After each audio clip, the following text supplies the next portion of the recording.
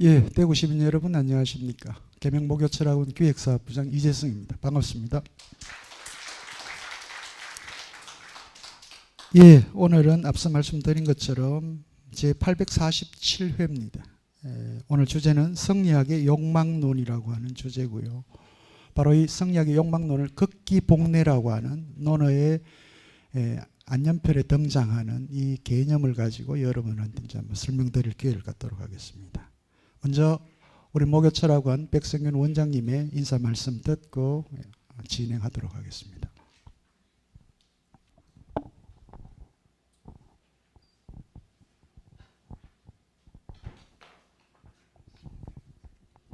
안녕하십니까, 백승윤입니다.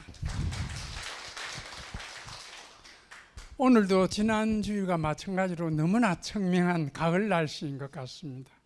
그런데도 불구하고 시민 여러분들 오늘 이 자리에 참여해 주셔서 너무 고맙습니다.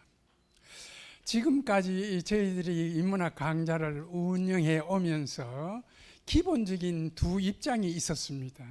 그 하나는 사람됨의 가치고 다른 하나는 자유함의 가치였습니다. 이 두 마디가 너무 짧기 때문에 이해하기는 쉽지 않습니다만은 사람됨의 가치의 첫째가 예입니다. 예는 두 기둥을 가지고 있습니다. 하나는 인이고 다른 한편으로는 의입니다. 그러나 시대가 많이 바뀌었기 때문에 인보다는 의가 앞서는 것이 이 시대 예라고 생각합니다. 의와 인입니다. 오늘 이 인문학 강좌를 통해서는 무엇보다도 지난 강의 마치고 2부 토론 시간에 굉장히 시민 여러분들이 큰 활기를 보여주셨습니다. 우리 최재목 교수님이 영남대 출신이고 또 영남대 출신으로서 그런 테마를 가지고 시민 여러분들한테 이제 1시간 이렇게 강의해 주셨기 때문에 저희들이 많은 생각을 하게 했습니다. 대구의 위상 문제라든지 대구가 살아야 나라가 산다 하는 이런 대구 시민들의 어떤 자부심, 저도 들으면서 크게 느꼈습니다. 우선 좁혀서 철학이라는 이런 입장에서만 봐도 1945년 해방 이후 그때부터 시작해서 지금은 영남대학교에 속해 있지만 그 당시에는 대구대학이 있었습니다. 대구대학 정부대학.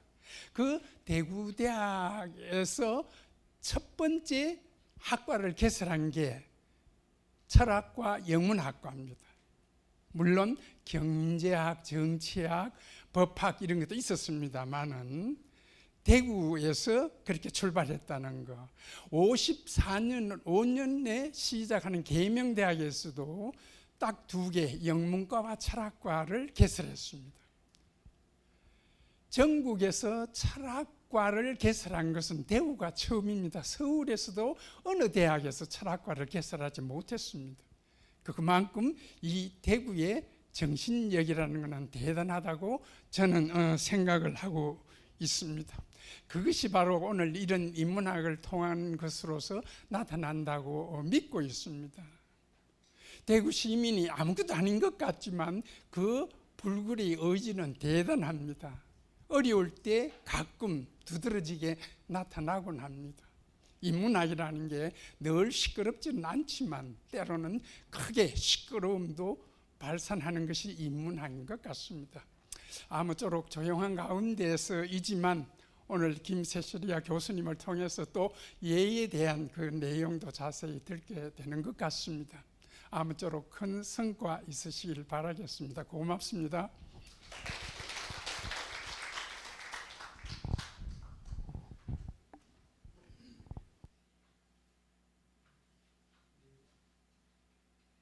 고맙습니다.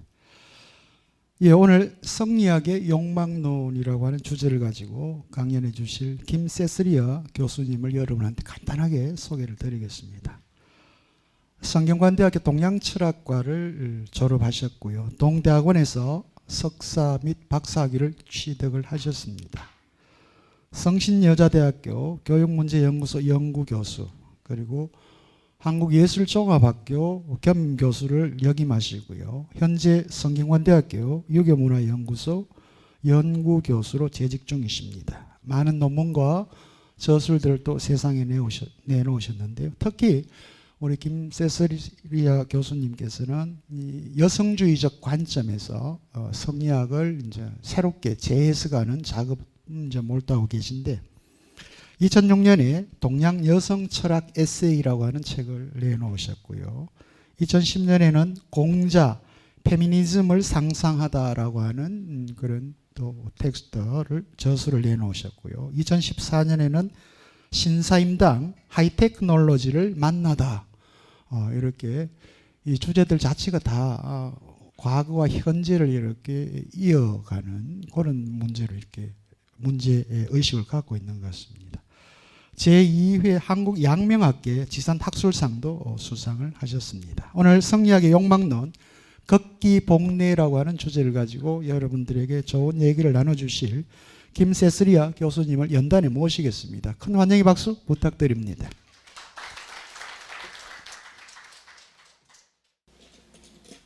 네, 안녕하세요. 네, 방금 소개받은 김세서리아입니다. 저는 서울에서 성균관대학교에서 왔고요. 만나 뵙게 되어서 너무 반갑고 또 이제 가슴이 좀 벅찹니다. 사실 이제 저희 부모님께서 좀 연로하신데 요즘 상태가 조금 안 좋으세요. 많이 안 좋으셔서 좀 여기 계시는 그 어르신들 보니까 저희 부모님들도 이렇게 활동하실 때가 있었는데 그런 생각이 좀 나네요. 부럽습니다.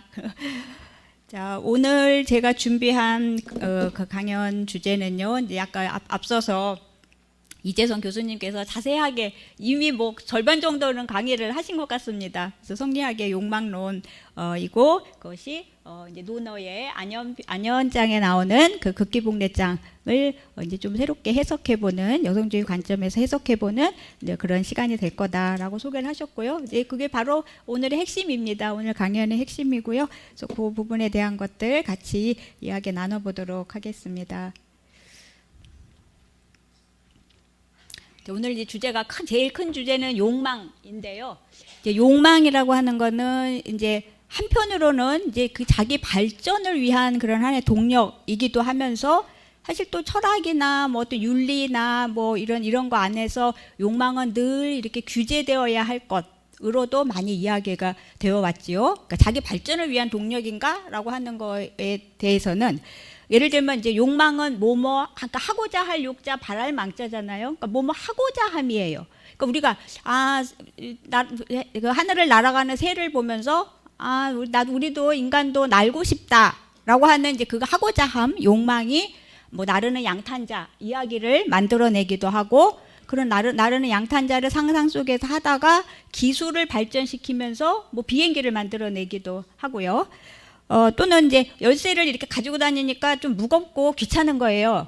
그러니까 아니 열쇠를 집에 그냥 따로 없이 이렇게 그냥 내 손으로 어떻게 문을 여는 방법 뭐 이런 거 없을까?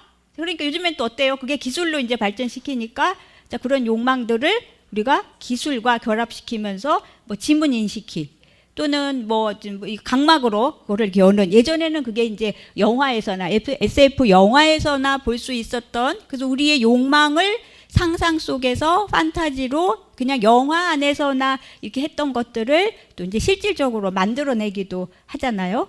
또는 이제 제가 이제 그 운전을 배울 때에 앞으로 막 가는 거는 이제 어떻게 해서 했어요.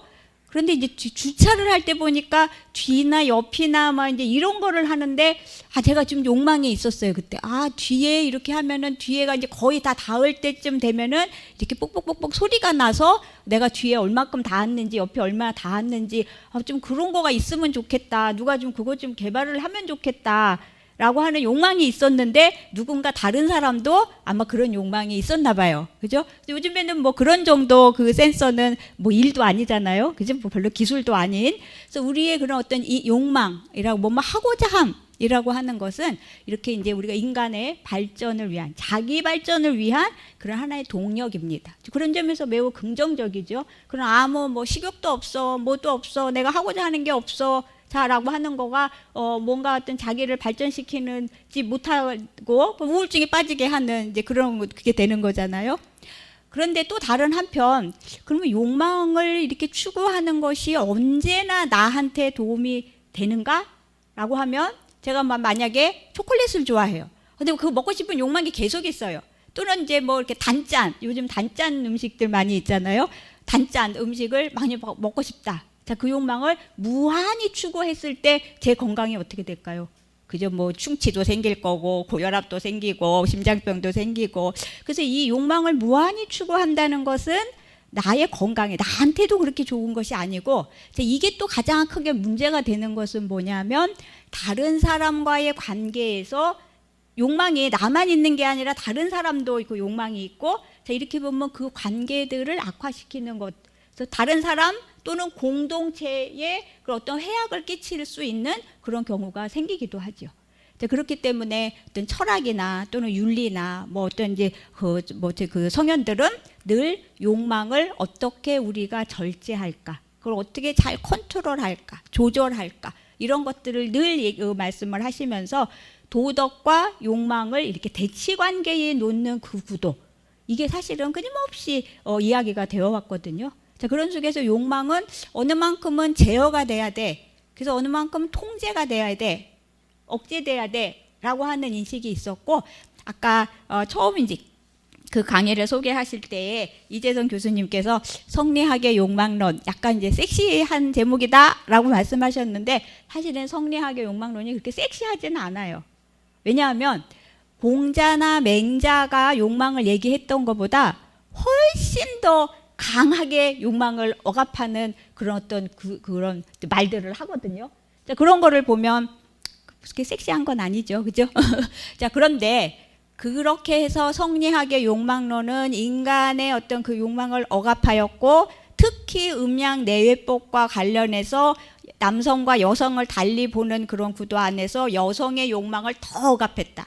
그래서 성리학은 여성을 억압했다. 자, 이게 이제 기본적으로 그동안 우리가 많이 얘기해왔던 이제 그런 틀이고 구도입니다. 자, 근데 오늘 그거를 조금 이렇게 조금 뒤집어 보는 거예요. 그래서 아니, 우리가 꼭 그런 방향으로만 보는 것이 아니라 지금 이제 그거는 서구의 근대 철학에 입각했을 때 우리가 이제 그런 비판, 그런 어떤 논의들을 해볼 수 있는데, 그것이 갖는 중요한 지점이 있습니다. 분명히 있어요.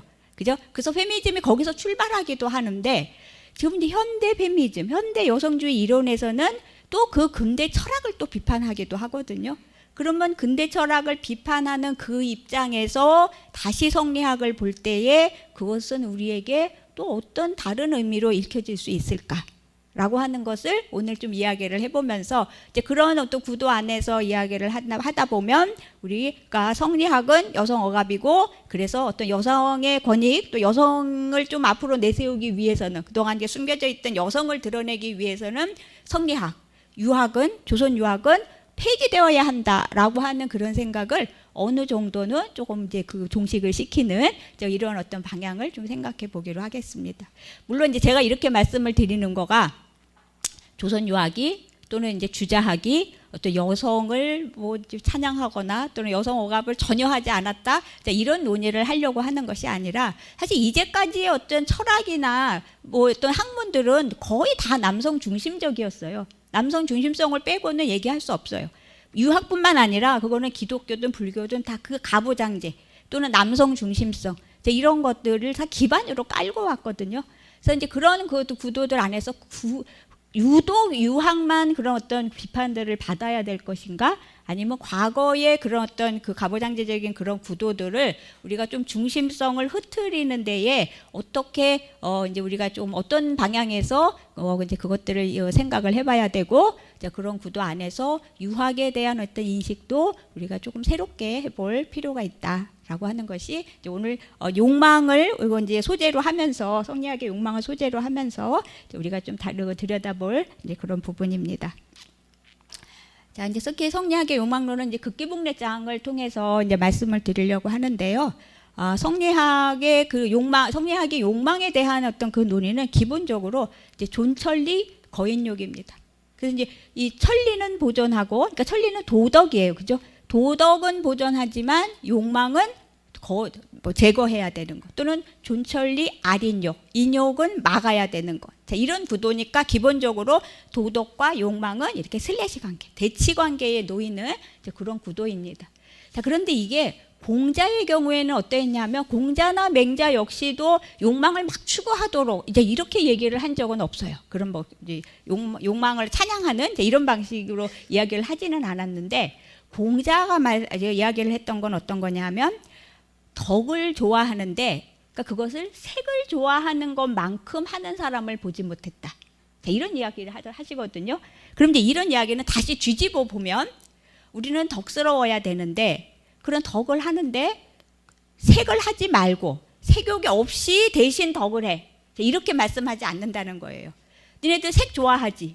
너네 욕망 가지고 있지? 성욕 기본적인 욕망이지? 너네 그거 좋아하지? 인정. 그런데 그것만큼, 너희들 그거 좋아하는 그만큼 덕을 해. 자, 이렇게 얘기를 하니까 덕 대신, 욕망 대신 덕을 해. 이렇게 이제 이걸 대치관계로 놓지는 않는다는 거예요. 자, 그다음에 그래서 그거는 우리가 공자의 욕망에 대한 어떤 욕망론은 절욕. 그래서 이제 그때 끊을 절자가 아니라 마디 절자로서 우리가 조절하다라고 하는 것, 또는 전략하다. 욕망을 전략하거나 욕망은 조절되어야 되는 것. 자, 이렇게 얘기를 한다면, 맹자 같은 경우에는 우리가 잘 알고 있는 것처럼 성선론을 얘기를 하잖아요. 성선설을. 자, 그래서 양심, 선한 마음을 기르는 것은 막선어 과욕. 그럼 선한 마음을 기르는데, 우리가 타고난 그 선한 본성, 이거를 잘 길러내야 되는데, 그거는 어떤 것으로부터 이루어지냐라고 하면, 뭐뭐 없다, 어는 여기서 비교급이에요. 또는 최상급 할 때 뭐뭐 보다 이런 뜻인데, 과욕보다 더 좋은 것이 없다. 이렇게 과욕을 하라고? 양심 좋은 마음을 기르는데 과욕을 하라고? 자, 근데 이때의 과자가 지나칠 과자, 우리가 과음, 과식 할 때 그 과자가 아니라 적을 과자입니다. 그러니까 우리가 주로 많이 쓸 때는 이제 과부할 때 그 과자인데, 어쨌든 적을 과자. 그래서 욕망을 적게 하는 거. 자, 그럼 보면 무욕이나 금욕을 이야기하지 않죠. 그죠? 욕망을 없애 또는 욕망을 금해. 자, 이렇게 얘기하지 않습니다. 욕망을 어떻게 조절하거나 전략할까? 아니면 욕망을, 기본적인 욕망 인정하지만 욕망을 적게 할까? 자, 그다음에 욕망을 인정한 대표적인 또 사람은 순자입니다. 그래서 공자, 맹자, 순자가 이제 선진유학 또는 원시유학. 선진은 진나라 이전, 진시황의 그 통일하기 그 이전의 춘추전국 시대의 유학, 이거를 우리가 선진유학이라고 하는데요.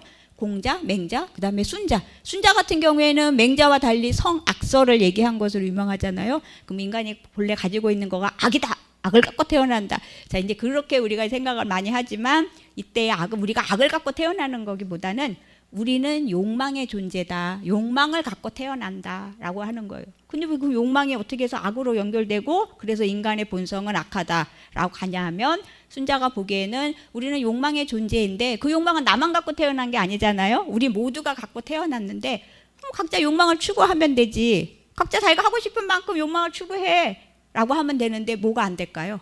재화가 부족하죠. 그죠? 누군가 한 사람이 어떤 거 가지고 싶은데 그게 무한히 많으면, 그 재화가 무한히 많으면 각자 자기가 갖고 싶은 만큼을 가지면 되는데 그게 모자란다는 거예요. 언제나 재화는 욕망을 따라갈 수가 없어요. 그래서 그 모자라는 그 재화, 그것 때문에 다툼이 생기고 갈등이 생기고 전쟁이 생기고, 그런 갈등, 싸움, 전쟁, 이것이 바로 악이라는 거예요. 자, 이런 구도로 이제 욕망에 대한 거가 선진유학에서는 이렇게 얘기하면서 기본적인 욕망을 이렇게 얘기를 했다면, 성리학에 오면 이게 조금 더 엄중하게 좀 얘기가 됩니다. 물론 유학은 무욕이나 금욕을 이야기를 하진 않아요. 그러니까 불교나 기독교에서처럼 불교에서처럼 무욕을 얘기하거나 아니면 기독교의 금욕주의 이렇게 이런 쪽으로 얘기를 하진 않고 언제나 기본적인 욕망이 있음에서부터 출발은 하지만 그 정도가 성리학에 오면 훨씬 더 강력하게 엄격하게 이제 그거 엄격한 엄격주의로 이렇게 가게 된다는 것입니다. 그래서 이때는 그럼 어느 만큼을 도덕으로 남겨놓고 어느 만큼 되면은 인욕 또는 사욕으로 이게 부정이 되냐 하면 자 여기 한번 보시면 자 인심 사람의 마음이라고 하는 것은 사적인 욕망 사욕이므로 위태롭다라고 얘기를 하고요. 그런데 도심 우리가 갖고 있는 도덕심은 천리이므로 아주 정미하다. 자 그렇기 때문에 사욕 각각 개인이 갖고 있는 그 욕망 이거를 없애면 이제 천하가 밝아지게 된다. 그래서 기본적으로 도덕의 손을 더 올려주는 거죠. 천리의 손을 올려줍니다. 준천리 거인욕 이런 구도인데 그러면 이제 어느 만큼일 완전히 그러면 이제 도덕만 살아남고 욕망은 다 죽여라 이렇게 얘기를 하지 않으니까 그럼 우리가 먹고 뭐 마시고 옷 입고 이러는 일상적인 것 안에서 또는 성욕에 대한 이런 거에서 어느 만큼을 인정하고 어느 만큼까지는 도덕이고 그걸 넘으면 인욕일까? 라고 하는 거에 대해서 조금 더 엄격하게 얘기를 하는데 그게 뭐냐면 자 이제 먹는 거에 대해서 얘기할 때 우리가 배가 고파서 먹는 것 자 여기까지는 도덕이에요. 근데 이제 다 각자 보세요. 내가 갖고 있는 그 식욕 그 먹는 것에 대해서 이게 천리에 해당되나 또는 인욕에 해당되나 보실게요. 그래서 배가 고파서 밥을 먹는 것까지는 천리 도덕인데 맛있는 것을 많이 먹으려고 하는 것. 우리 막 맛집 막 찾고 막 거기 또 가고 막 그러잖아요. 그게 이제 어느 의미에서 보면 다 인욕입니다. 그죠? 거인욕 해야 되는 거고요. 옷을 입는 데 있어서 추우니까 따뜻한 옷을 입고 여름에 더워서 시원한 옷을 입는 거. 그건 당연한 거예요. 그렇게 안 했다가는 이 열 조절이 안 되니까 건강하게 살 수가 없잖아요. 자, 거기까지는 도덕. 그런데 조금 더 고운 배옷을 찾는 것. 그죠? 뭐 명품 따지고 뭐 디자인 따지고 또 뭐 어디 브랜드 따지고 이러면 이제 그게 다 인욕이 되는 거예요. 자, 그다음에 겨울에 털옷을 고급 털옷을 원하는 것. 자, 여기는 인욕이다. 자, 이렇게 보면 아주 기본적인 것에 대해서는 인정을 하지만 그게 조금 넘는 어떤 차원은 싹 다 인욕으로 이렇게 얘기가 되니까 좀 엄격하게 되는 욕망에 대해서 엄격하게 이렇게 이제 잣대를 대는 것을 볼 수 있습니다. 자, 그러면 섹슈얼리티 성욕에 관해서는 어느 정도 또 얘기를 하냐 하면 어떤 제자가 이렇게 물었어요. 여기 이정전서는 이제 정희천이라는 사람인데요. 이 사람은 북송시대 사람. 주자는 오늘 이제 우리가 주희의 이제 그 논어집주를 통해서 극기복례장을 볼 텐데 주로 주자학을 얘기할 텐데 주자한테 주희에게 영향을 미친 사람이고요. 주희는 남송 사람인데 이 사람 북송 사람이에요. 그래서 이제 정희천이 그러니까 주희보다 선배인 거죠. 이렇게 이제 어떤 제자가 이렇게 물어봤어요. 빈궁에서 의탁할 곳이 없는 과부의 경우에 예전에는 여자는 삼종기도가 있었잖아요. 어렸을 때는 아버지, 좀 커서 결혼하면 남편. 그 다음엔 아들. 자, 이렇게 되는데 어떤 여성이 나이가 들고 아들도 없고 또 돌아갈 친정도 없어. 그래서 자기 몸을 의탁할 곳이 없는 그런 과부라면 뭐 이런 사람은 먹고 살 길이 없으니까 여성이 나가서 뭘 할 수 있는 그런 방도가 없으니 이거는 기본적으로 자기 생명하고 연결이 돼 있고 좀 살아가려면 자기 몸을 의탁해서 살아가려면 재가를 해야 되지 않겠습니까? 자, 이렇게 물은 거예요. 자, 그랬더니 정희천 선생님이 뭐라고 얘기했냐면 그것은 후대 사람들이 굶주림과 추위에 죽게 될 것. 자, 이거를 두려워한 것이지. 그래서 굶주려 죽는 일은 지극히 작은 일이지만 절개를 잃는 일은 지극히 큰 일이다. 그래서 이제 정조 이데올로기에 대한 거가 여성에 대해서 엄청나게 강하게 되고 이제 우리도 성종 때에 그죠 조선시대 초기에 성종 때에 이제 과부 재가녀 그 자손 금고법이 생기는 거잖아요. 그러니까 어머니가 재가를 했을 때 그 자식들은 어떤 이제 그 벼슬을 할 수가 없는 이게 이제 경국대전에 실리고 그래서 이제 그런 그 법이 이제 생겨나게 되는 거고요. 그래서 이제 정희천이 북송 때 이렇게 얘기했던 거를 나중에 주희가 한 번 더 언급을 하면서 컨펌을 합니다. 그죠? 살아서 절부가 되는 것은 인륜의 아름다운 일이다. 예전에 이천 선생이 일찍이 이 일을 논했다. 굶어 죽는 일은 작은 일이지만 절개를 잃는 일은 크다. 그래서 이제 정조에 대한 절개에 대한 걸 얘기를 했는데 물론 절개는 이제 남성의 경우에는 임금에 대한 절개로 되게 됐지만 이렇게 이제 사람이 살아가는 데 있어서 기본적인 어떤 성욕 이거에 대한 어떤 것으로 굉장히 강력하게 작동을 했고 그래서 늘 이제 성리학에서의 욕망론 그리고 여성과 연결해서 얘기할 때 이 대목이 굉장히 많이 비판이 되었다. 아주 가열찬 비판을 받았던 이제 그런 대목입니다. 그래서 이제 뭐 그렇게 그 여성의 그런 어떤 그 섹슈얼리티에 대해서 이렇게 엄격하게 좀 잣대를 들이대고 이거에 비해서 남성들한테는 어떻게 했냐면 물론 남성의 욕망도 다 절제를 해야 돼요. 왜냐하면 수양론이 강조가 됐었기 때문에 남성들 역시도 그럼 니네들 성욕은 막 추구해라 이렇게 얘기를 하진 않습니다. 그런데 남성들의 경우에는 어떻게 됐어요? 재취가 허용이 되잖아요.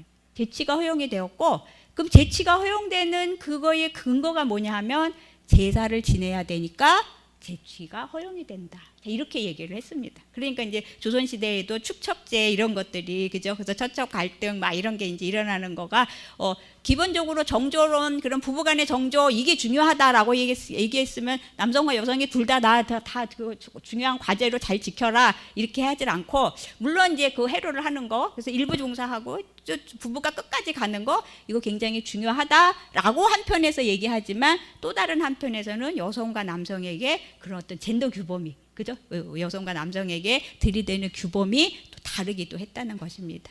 자, 이런 부분에서 이제 비판을 많이 받았는데요. 자, 우리 이제 조금 더 구체적으로 들어와서 이제 논어 안연편의 안연장의 그 이제 안연 문인장을 보도록 할게요. 자, 논어 안연 그 인장에 보면 이제 안연 문인 안연이 인에 대해서 물었어요. 이 대목은 아마 너무 유명해서 다 한번들 보셨을 거예요. 그다음에 자왈 극기복례 위인이다. 일일 극기복례면 천하 귀인언한다. 위인 625 이이지 이유인 후제리요. 안연이 인에 대해서 물었더니 공자께서 극기복례하는 것 이것이 인이다라고 했어요. 하루를 극기복례한다면 천하가 인으로 돌아갈 것이다. 그래서 인을 하는 것은 나에게서부터 말미암는 것이지 남에게서부터 오겠느냐. 자, 이제 요 대목이거든요. 자, 그런데 이거에 대해서 주희의 논어 집주를 보면 이렇게 되어 있습니다. 인이란 것은 본래 마음의 온전한 덕이요. 극은 이기다이다. 이제 우리가 보통 이길 극 이렇게 하잖아요. 그래서 이기다고 기는 몸의 사욕을 걷는 것이다. 그래서 나의 몸은 욕망과 연결되어 있고 이 사욕을 이기는 것이라고 하는 것을 좀 얘기를 했고요. 복은 돌아가다요. 얘는 천리의 젊은이다. 구체적인 어떤 사안이다. 그래서 이제 얘는 도덕과 연결지으면서 도덕과 천리 그리고 이제 어떤 사욕이라고 하는 것을 이제 이 몸은 이겨야 할 대상으로 이렇게 놓고 봅니다. 자, 요거에 대해서 이제 하한이라는 사람이 이제 주석을 다룬 게 있고요. 이제 이 사람은 이제 위나라 시대, 우리가 삼국 시대 때 그 이제 위촉한 위촉 오나라 이렇게 삼국시대 다 많이들 보셨잖아요. 자, 그때 이제 위나라 사람인데요. 이 사람이 줄을 달았고, 그 다음에 이제 또 북송 시대에 와서 형병이라는 사람이 그거에 대해서 줄을 다는 거에 대해서 또 자세하게 설명을 한 걸 그걸 우리가 소라고 해요. 근데 이 두 책을 남송 만렵에 이제 주희 시대 그 이후에 가서 이 두 주석을 합본을 해서 만든 것을 우리가 이제 논어 주를 달았고 그다음에 그거에 대해서 형병이 소를 달았으니까 논어 주소라고 이제 이렇게 돼 있는데, 그러니까 이거는 논어 집회에 대한 것과 그다음에 이제 형병이 소를 다룬 그런 어떤 논어 정의 이 두 책을 합본을 한 거를 논어 주소라고 하는데, 거기에서는 이제 이렇게 얘기를 합니다. 자, 이 주는 그러니까 이제 한이 주석을 단 거에 대해서 형병이 얘기를 하는 거죠. 그걸 약이라고 풀이하였다. 그런데 이제 유현이라는 사람이 얘기했던 거를 이제 그 근거로 가지고 오면서, 근데 유현이 극의 훈고를 이기다라고 한 적이 있고, 그래서 기는 몸, 기욕, 기는 몸을 일컫는다라고 얘기를 했습니다. 몸에 기욕이 있으면 마땅히 예의를 가지고 가지런하게 해야 된다라고 하는 이제 요 대목, 요거를 염두에 두면서 주희가 이 유현의 설, 이게 극기에서 기를 사욕으로 극을 이기다라고 해석한 요 부분에 영향을 많이 받았어요. 자, 그래서 요게 이제 극은 승이다. 그래서 기는 사욕, 몸의 사욕을 일컫는 것이다라고 하는 이제 그런 주석을 주의가 하게 된 것이고요. 자, 그런데 이제 주의의 이 해석은 그 이후에 나오는 명대, 청대에 가서 엄청난 비판을 받습니다. 그러니까 이제 주자학 내에서 주자학의 대표적인 욕망을 보는 그런 존천리 거인력과 극기복례에서 그 기를 나의 사욕을 이김이라고 하는 거가 어떤 주희가 욕망에 대한 논의를 하는 거에 대표적인 그런 아이콘으로 이제 이야기가 됐는데, 이 부분에 대해서 우리 성리학의 욕망론이 너무 엄격해, 엄숙주의야라고 하는 거에 대해서 뒤에 명대, 그다음에 청대에 가서 엄청난 비판을 받게 되는데요. 그 대표적인 사람이 이제 안원이라는 사람입니다. 이제 사서 정오에서 이렇게 얘기를 해요. 자, 살펴보건대 극은 옛날에는 주희가 말하는 것처럼 이기다로 그렇게 번역이 됐던 게 아니라 할 수 있다. 그래서 능자로 해석이 된 적이 있다라고 얘기를 합니다. 할 수 있다, 이기다 이런 뜻으로 이제 풀이가 됐다. 그래서 극복하여 제거한다. 자기 몸을 제거하는 것. 이렇게 하는 해석은 들어본 적이 없다. 그래서 기는 옛날에 몸으로 풀이했는데 이것은 이제 다른 사람에 대비되는 것이고, 그래서 기를 개인이라고 사로 해석하는 건 이제 들어보지 못했다. 뭐 이제 이렇게 얘기를 하면서 이렇게 하는 거는 경학적으로도 문제가 되는데, 그건 뭐냐면 그 아래 나오는 유기. 아까 여기에서 보면 어딘가요? 여기에 보면 위인 유기 이렇게 나오잖아요. 나로부터 말미암는 것이지 이렇게 나오잖아요. 그럼 여기 앞에서 여기에는 극기복례 할 때 여기서는 목적어로 나를 이김 이렇게 해석을 했는데, 여기 와서는 나를 말미암음이 아니라 나로 말미암음 이렇게 얘기를 하니까 이거는 한 번을 해석하는 데 있어서 경학적으로도 문제가 되는 거야 라고 이제 비판이 되는 거죠. 이거는 분명 어긋나고 문맥도 어그러지고 주희가 잘못 주석을 했다 라고 이제 비판을 엄청 받습니다. 자, 그럼 이거 이제 경학적인 것에 그런 문제를 지적을 한 것처럼 보이기도 하지만, 실상 여기에 들어있는 거는 뭐냐면 자기를 이김, 나를 이김, 몸을 이김이라고 하는 거가 안 되는 거예요. 못마땅한 거예요. 왜냐하면 이제 청대로 들어서면서부터는 여기도 이제 그 학문의 어떤 그 흐름에 있어서 조금 이제 근대적인, 자, 이것 개인, 나의 주체 라고 하는 그런 의식들이 조금씩 쌓아지게 되는 것이고, 이래서 도덕 실천의 어떤 주체여야 되는 인간, 개인 이거가 어떤 그 실천의 주체여야 되는데 뭔가 극복이 되잖아요. 목적격이 되잖아요. 나를 이김. 그래서 내가 대상화가 되는 거거든요. 그건 안 되는 거예요. 자, 그런 점에서 이제 엄청난 비판을 받게 됩니다. 그래서 기를 책임의 주체, 내가 할 수 있음.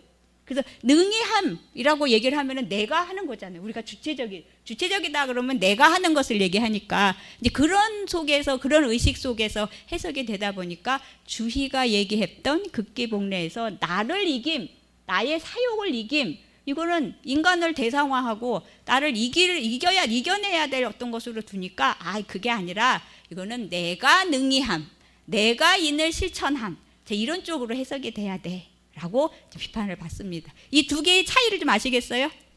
이 인간을 이김, 나를 이김 이렇게 하는 거와 내가 능이함 이라고 해석하는 거에 분명히 다르죠. 그죠? 자, 이렇게 해석이 됩니다. 그래서 기를 책임의 주체, 그다음에 극을 능이하다라고 하면서 이 주체, 개인이 갖는 그런 자율성, 독립성 이런 것들이 엄청나게 강조가 됩니다. 우리가 근대 전통 사회에서, 전통적인 어떤 사유에서 근대적 사유로 넘어올 때 우리가 서구 근대에서도 이 개인이 엄청 강조가 되잖아요. 그러니까 우리가 개인의 자유, 개인의 권리, 그래서 우리는 평등하고, 자, 이런 의식으로 나아가는 것이거든요. 자, 그런 어떤 것과 이제 연결이 되어 있고, 자, 그런 점에서 이 개인 나는 굉장히 자기 완결적인 나이고 내가 그것을 함이라고 하는 주체적인 면모가 강조되는 이런 속에서 이 극기복례장도 해석을 하려는 그런 움직임들이 있습니다. 그래서 이제 굉장히 강한 자율성을 이렇게 전제로 하는 이제 그런 어떤 해석 틀이 있는데요. 자, 요거와 관련해서 우리가 이제 명대 말에 이지라는 사람의 그 해석을 좀 우리가 좀 눈여겨 볼 필요가 있는데, 이 사람은 어떤 사람이냐 하면 이름은 이지고요. 이 사람의 호가 탁오입니다. 이탁오. 그런데 이 사람의 그 탁이 탁월하다 할 때의 탁자예요. 나오자예요. 탁월한 나. 엄청 자뻑이죠. 그죠? 그래서 이 사람은 사실 이제 이 이지 또는 이타고라고 할 때 이 사람의 앞에 붙는 수식어가 뭐냐면 유교 반도 이타고 또는 유교의 이단자 이타고 이렇게 얘기가 되는 그런 정도의 사람이고요. 이 사람이 나중에 혹세무민했다 그래서 이 인간의 어떤 그 사욕, 아까 주인은 사욕을 엄청 이제 눌러야 잘라야 될 것으로 얘기를 했잖아요. 근데 이제 이 명말에 오면 그런 주자학에 대한 주자학이 갖고 있는 엄숙주의, 너무 엄격해. 우리가 인간이 그걸 할 수가 있어? 할 수 없어? 라고 하는 지점 얘기하면서 이제 그 부분을 비판하는 거기에 대표적인 인물입니다. 그래서 이제 개인의 그 사욕을 인정하는 우리가 그런 어떤 사적인 욕망이 없다면 여기 다 나와서 이렇게 강의 들을 리가 없다. 우리가 공부를 하는 것은 사적으로 내가 뭔가 어떤 학문적으로 성장하려고 하는 그런 욕심이 있기 때문이야. 또 어떤 사람이 밭에 나가서 열심히 일을 하는 것은 내가 창고에다가 뭘 좀 이렇게 쌓아놓기 위한 그런 욕망이 있기 때문이야. 우리가 그런 사욕을 없애고 뭘 하겠다는 거야? 라고 하는 게 바로 이제 이 사람 사유의 기본적인 것이고요. 그렇기 때문에 이제 명말에 이 사람은 이제 혹세무민을 했다는 죄를 쓰고 이제 감옥에 갇혀서 이제 붙잡혔고, 근데 이제 처형을 당할 그런 위험에 처했는데 자기가 그 보나마나 처형을 당할 테니까 자기가 여기를 찔러서 자문을 해서 이제 그냥 이제 죽었거든요. 감옥 안에서 죽은 그런 사람입니다. 이 사람이 굉장히 흥미로운 사람인데 이 사람의 책이 이제 분서와 장서, 또 뭐 속분서, 속장서 뭐 이런 것들이 있는데 분서하고 장서라는 책 이름만 봐도 굉장히 흥미로워요. 분서 어디서 많이 들어보셨죠? 분서갱유 할 때 분서입니다. 언제 들어보셨어요? 진시황의 분서갱유 했잖아요. 그죠? 책을 불태우는 다 철학서적들을 다 불태웠잖아요. 육아경전 다 불태웠는데 바로 그 분서. 내 책은 너무 시니컬하고 뭐가 비판적인 내용이 많으니까 아마 여기 시중에 나오면 보나마나 불태워질 거야. 그러니까 나는 내 책 이름을 분서라고 하겠다. 이래서 그 사람 책 이름이 분서예요. 또 장서, 그럼 우리가 도서관의 장서 이렇게 하는데 감출 장자인데, 또 장서는 자기가 쓴 이런 책은 보나마나 밖에 세상에 알려지면 또 비판거리가 될 텐데, 그래서 내가 깊숙한 데서 감춰놓고 그래서 아주 친한 사람들한테만 이렇게 보여주고 내가 감춰두려고 장서라고 이름을 지었는데 옆에 사람들이 자꾸만 그거를 보자고 한다. 이렇게 이제 얘기를 했던 이제 그런 사람이고, 어쨌든 이제 유교반도 이타고인데요. 그런 이타고의 경우에도 그래서 주희의 어떤 그 사상에 대해서 엄청나게 비판을 했는데 그 이타고의 그런 어떤 극기복례의 짱을 우리가 들여다보면 주희하고 만나는 지점이 있어요. 자, 그럼 그게 이제 분명히 사욕을 제거해야 된다라고 말한 것과 사욕에 대한 어떤 그 사욕을 인정해야 된다고 얘기한 그거가 이렇게 갈라짐에도 불구하고 극기에 대한 해석에 있어서는 만나는 지점이 있는 그게 뭘까라고 하는 걸 보면, 자, 여기서 아까 말씀드렸던 바로 그 대목이에요. 사사로움이라고 하는 것은 사람의 마음이다. 다 개별적으로 갖고 있는 사람의 마음. 사사로움이 있은 후에야 비로소 이제 마음이 나타난다. 사사로움이 없다면 마음도 없는 거고, 그래서 밭에 종사하는 사람은 이제 사적으로 수확이 있어야 밭일에 힘쓰고, 집에 있는 사람은 사적으로 창고에 수확을 얻게 된 후에 집안일에 힘쓰고, 학문하는 사람도 사적으로 진취함이 있은 그런 후에 학업에 힘쓴다. 그래서 우리가 여기 다 나와 있는 거는 뭐가 도덕심을 길러야지라고 하는 도덕에 사실 취향된 게 아니라 도덕을 길러야지 하는 것도 사적인 욕망이라는 거예요. 학업을 진취하려고, 자기가 사적으로 진취하려고 하는 그런 어떤 것이다. 다 이게 이제 사욕하고 연결되어 있기 때문에 주의가 말한 것처럼 그렇게 사적인 욕망은 제거해야 된다. 얘는 틀렸다라고 말한 거죠. 자, 그런데 그런 이타고조차 바로 이제 사물설이라고 하는 분서의 사물설이라는 대해서 극기복례장을 이렇게 해석한 대목이 보입니다. 그래서 뭐라고 해석을 했냐면 인소동자 위례, 다른 사람과 더불어서 내가 함께하는 것을 예라고 한다. 그리고 아소독자 위기, 그래서 내가 혼자 하는 바를 기라고 한다.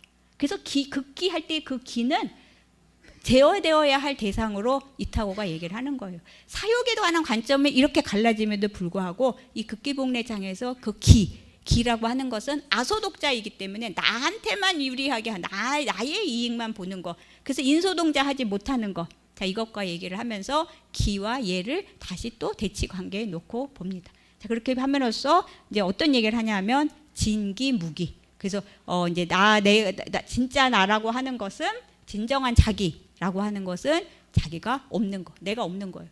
아까 우리가 안원의 얘기에서는 굉장히 어떤 자기의 강한 자율성 이런 것들을 드러내서 내가 할 수 있음이라고 하는 그 강한 자율성을 얘기를 했는데, 이제 이타고에게서 오면 다시 관계, 공동체 안에서의 나라고 하는 부분이 강조됩니다.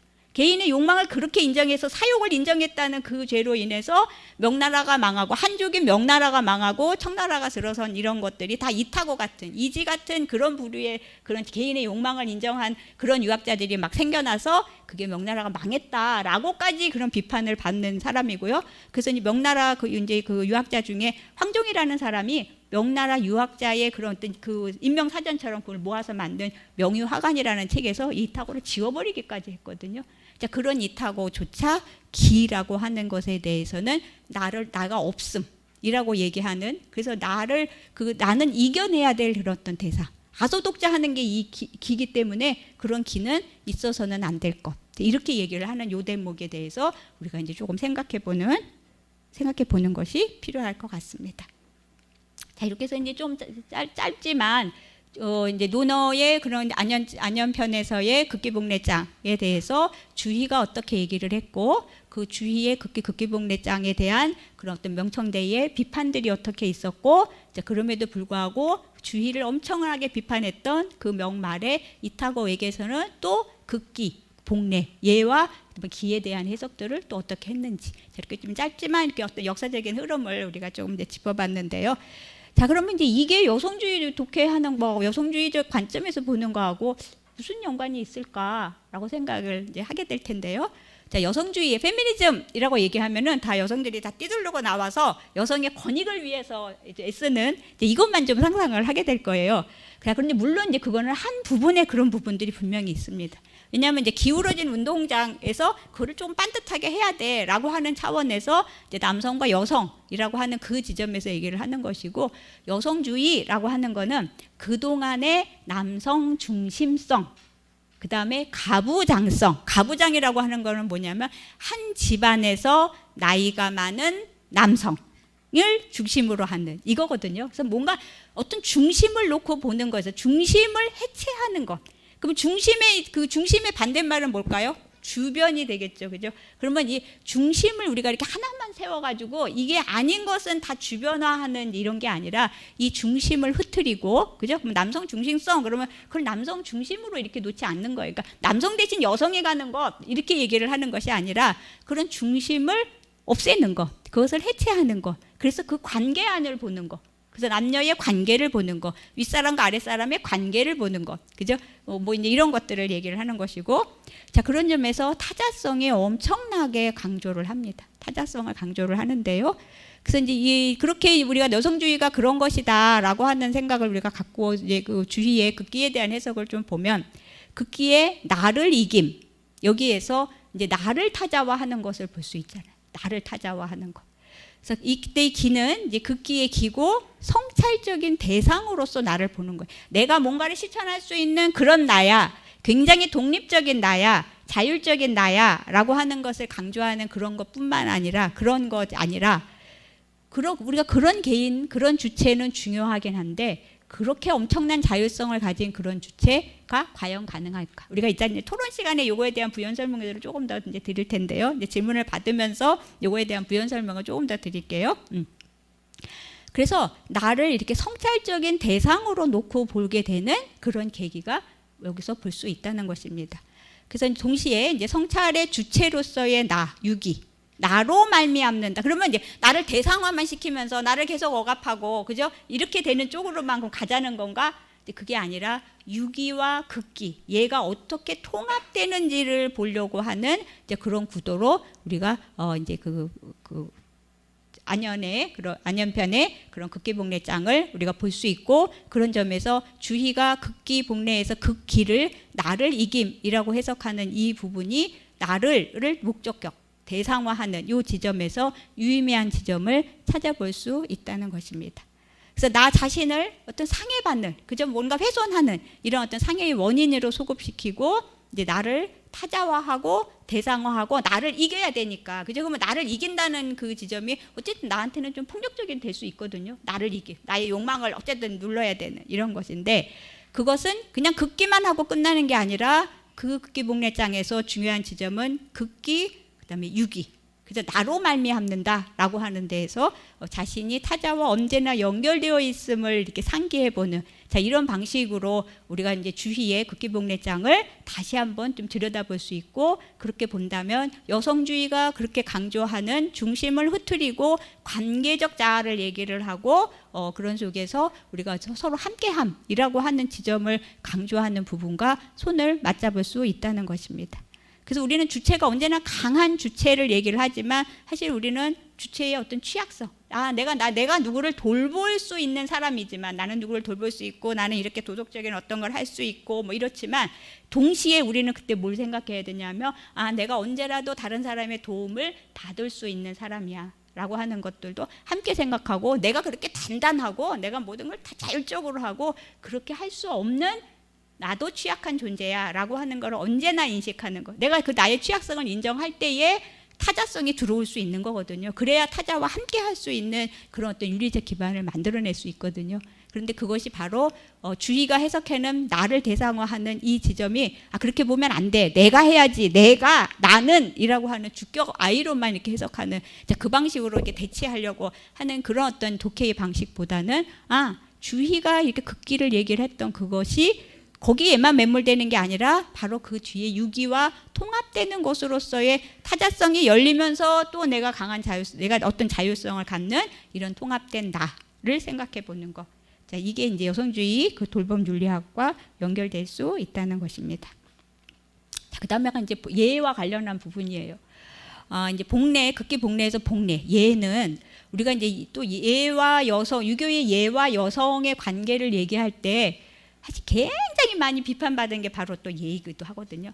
이는 괜찮은데 유학에서 이는 괜찮은데 이 예가 못 쓸 것이야 라고 이제 하는 비판들을 엄청 받습니다. 왜냐하면 예는 구체적인 어떤 우리의 행위의 실천과 굉장히 연결돼 있고 이 예는 분명히 음양 내법하고 연결이 돼 있어요. 그래서 남성이 해야 될 예와 여성이 해야 될 그 예의 그런 어떤 것들이 확 갈라지거든요. 그런 지점에서 보면 이 예는 여성을 종속화하고 억압한 것에 엄청난 그런 어떤 그 주범이 된다라고 하는 속에서 예를 이제 비판하는 이제 그런 어떤 구도들이 있었는데 예는 분명히 어떤 우리 그 개인을 억압하는 지점이 있습니다. 우리가 예 하나하나의 예를 배운다는 것은 그거에 나를 맞추어서 뭔가를 해야 되는 거잖아요. 그래서 아까 앞에 극기복례장의 맨 앞에서 우리가 봤던 것처럼 이제 위인 유기, 유인 호재. 자, 여기까지 이제 공자가 이렇게 안연한테 설명을 해줬어요. 인에 대해서 묻습니다라고 했더니 그거 극기복례하면 이제 인으로 할 수 있다. 이제 이렇게 브라브라브라 얘기를 했어요. 자, 그런데 안연이 여기까지 얘기했는데 무슨 말인지 잘 못 알아듣겠는 거예요. 구체적인 세목을 묻습니다라고 얘기를 해요. 조금 더 구체적으로 설명을 해주세요라고 했더니 공자가 시청 언동에 있어서 그러니까 비례물시, 비례물청, 시청 비례물언, 그다음 비례물동. 자, 이렇게 시청 언동 보고 듣고 말하고 행동하는 데 있어서 예에 딱 들어맞게 할 것. 자, 이거를 얘기해. 구체적인 세목을 물어봤더니 너가 보고 듣고 말하고 행동하는 거 이게 다 예에 맞아야 된다. 라고 얘기를 하는 거거든요. 그러니까 엄청나게 뭐 소학이라든가 또는 이제 뭐 내훈서라든가 이런 어떤 훈육서에서는 우리가 어떻게 예에 맞춰서 그 나의 몸을 훈육할 것인가에 대한 얘기가 굉장히 많이 나오죠. 우리가 뭐 예를 들면 뭐 똑바로 앉아야 돼, 누구랑 할 때는 어떤 뭐 몸짓을 해야 돼, 인사할 때는 어떻게 해야 돼, 이러면 그 예에 나의 몸을 맞추어서 훈육을 해야 되는 거잖아요. 그런 점에서 보면 어떤 의미에서 예는 굉장히 억압적이고 나를 거기에 맞추게 하는 그런 부분들이 있습니다. 그런 점에서 개체성을 억압한다고 볼 수 있어요. 그죠?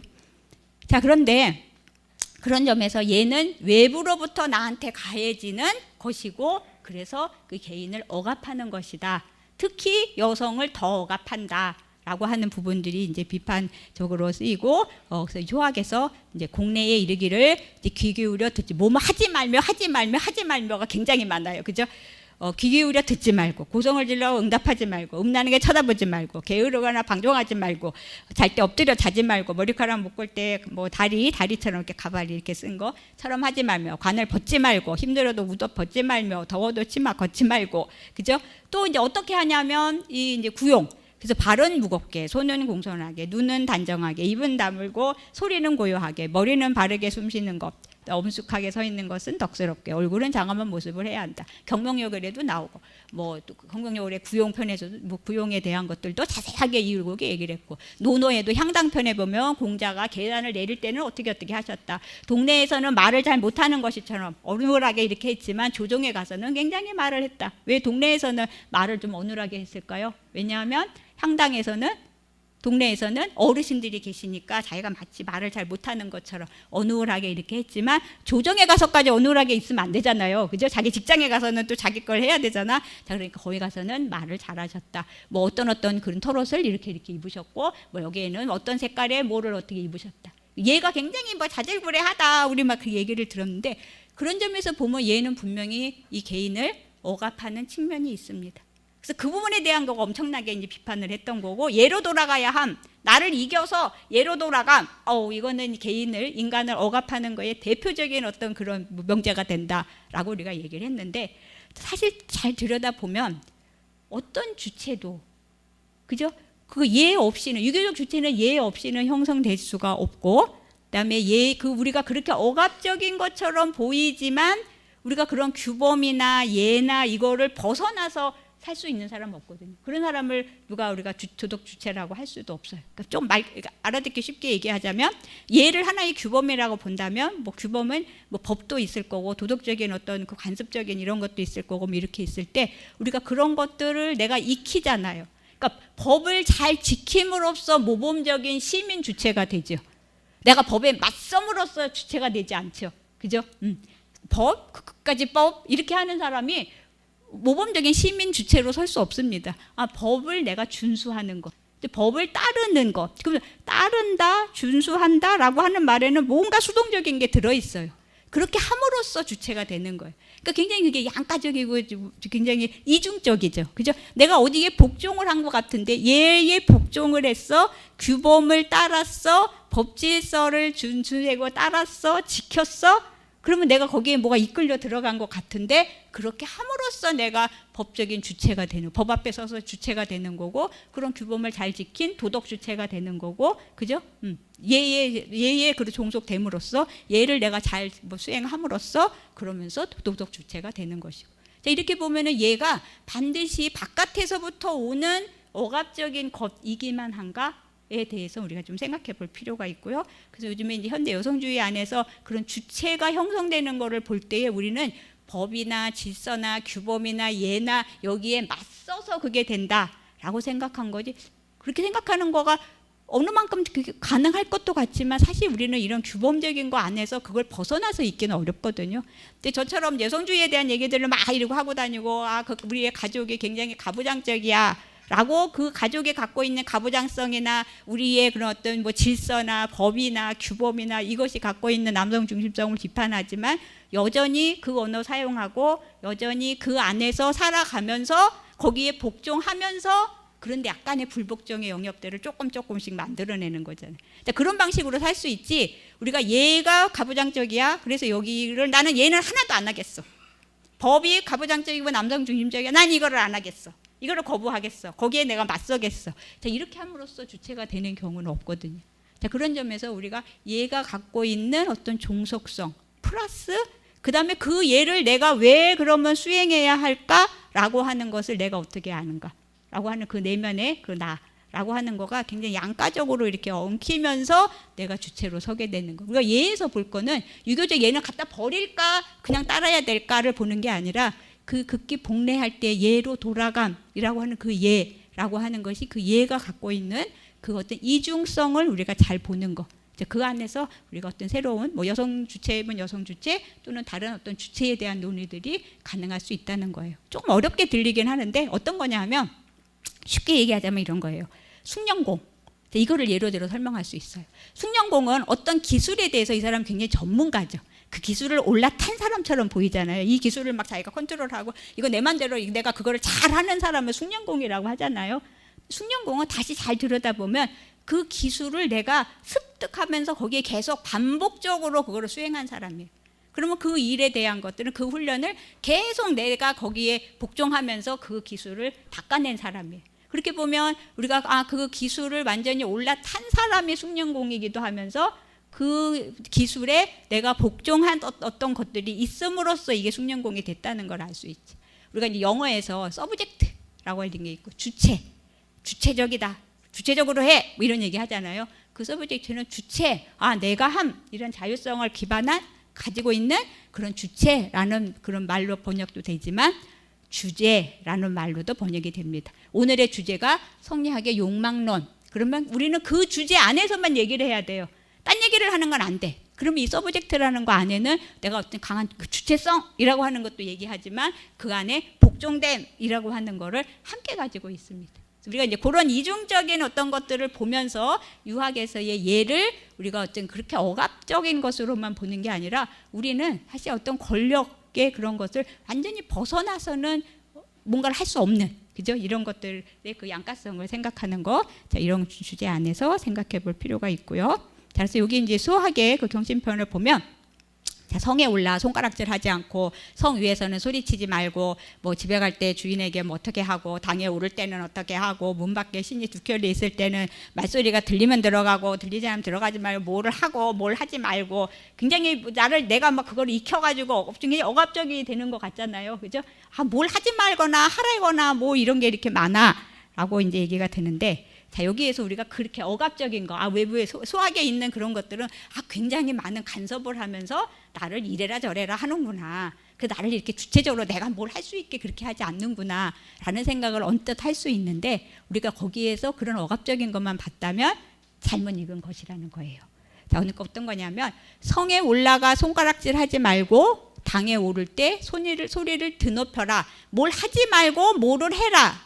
억압하고 간섭한 것뿐만이 아니라 성에 올라가 손가락질 할 때는 뭐를 우리가 생각해야 되는 거냐면 타자가 느낄 두려움을 우려하는 마음, 이거를 갖는 것과 그다음에 방 안에 타자를 놀라게 하지 않으려는 그런 배려. 그래서 내 내면에 있는 그런 도덕심과 그죠? 그거가 활발하게 일어나는 것과 그다음에 외부에서 오는 그런 어떤 예. 그래서 예라고 하는 것은 내 내면에 우리가 천리의 젊은이라고 그랬잖아요. 우리가 천리의 그것들을 내가 다 가지고 있는 것이면서 또 외부에서 오는 것이기도 하는. 그래서 이제 예를 수행하는 주체로서의 나와, 근데 예는 내가 수행하잖아요. 나와 그다음 행위 대상으로서의 어떤 타자하고의 이런 연결, 관계성을 우리가 생각해 보는 것이고요.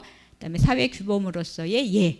이 세 가지가 이렇게 작동하는 그런 삼자적 관계. 자, 이거를 우리가 설정하는 이런 관계 안에서 우리가 이제 극기복례장을 해석해 보는 것이고 이 극기복례는 바로 이제 성리학의 그 욕망에 대한 어떤 논의를 대표적으로 보여줄 수 있는 이제 그런 대목이어서 제가 극기복례장을 통해서 욕망론을 좀 말씀을 드렸고 이제 그것이 또 어떻게 현대 여성주의와 만날 수 있는 지점이 있을까? 자, 그것까지 이제 간단하게 설명을 드렸습니다. 네, 좀 이제 미진한 부분은 이제 우리가 좀 이따 토론을 하면서 또 보충 설명 드려보기로 하겠습니다. 네, 제가 준비한 데는 여기까지고요. 좀 쉬었다 다시 만나겠습니다.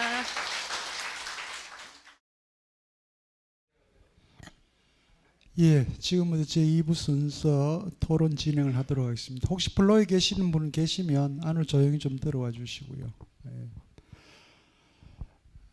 늘 제가 여러분들 진행 전에 말씀을 드립니다만 사실은 강연보다도 지금 2부 순서 토론이 이제 여러분들한테 더 중요한 일종의 경험이 될 수 있는 시간이다라고 말씀을 드립니다. 강연을 들으실 때는 이제 경청만 하는 거죠. 귀만 열어두고 이렇게 집중을 이제 하시지만 이제 이 자리는 여러분들이 계속 이렇게 생각할 수 있는 기회를 드립니다. 어떻게 보면 여러분들 뇌가 가장 이제 강하게 작동해야 되는 그런 시간이기도 합니다.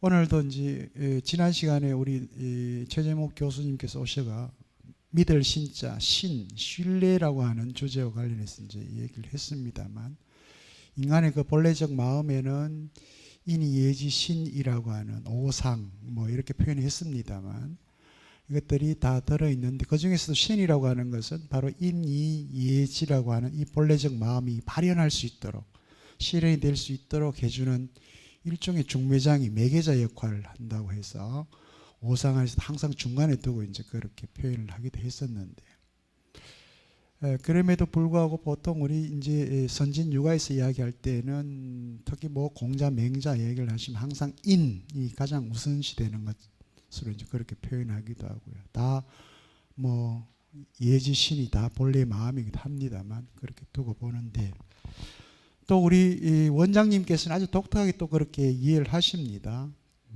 근본은 이제 그 중에서도 예를 중심으로 인의가 이제 예를 중심으로서 이루어진다 이렇게 표현들 하시고요. 뭐 이렇게 우리가 어떻게 재구성하고 재해석해내는가는 바로 이제 우리 시대적인 그런 맥락이나 문맥 안에서 이제 있는 것이고요.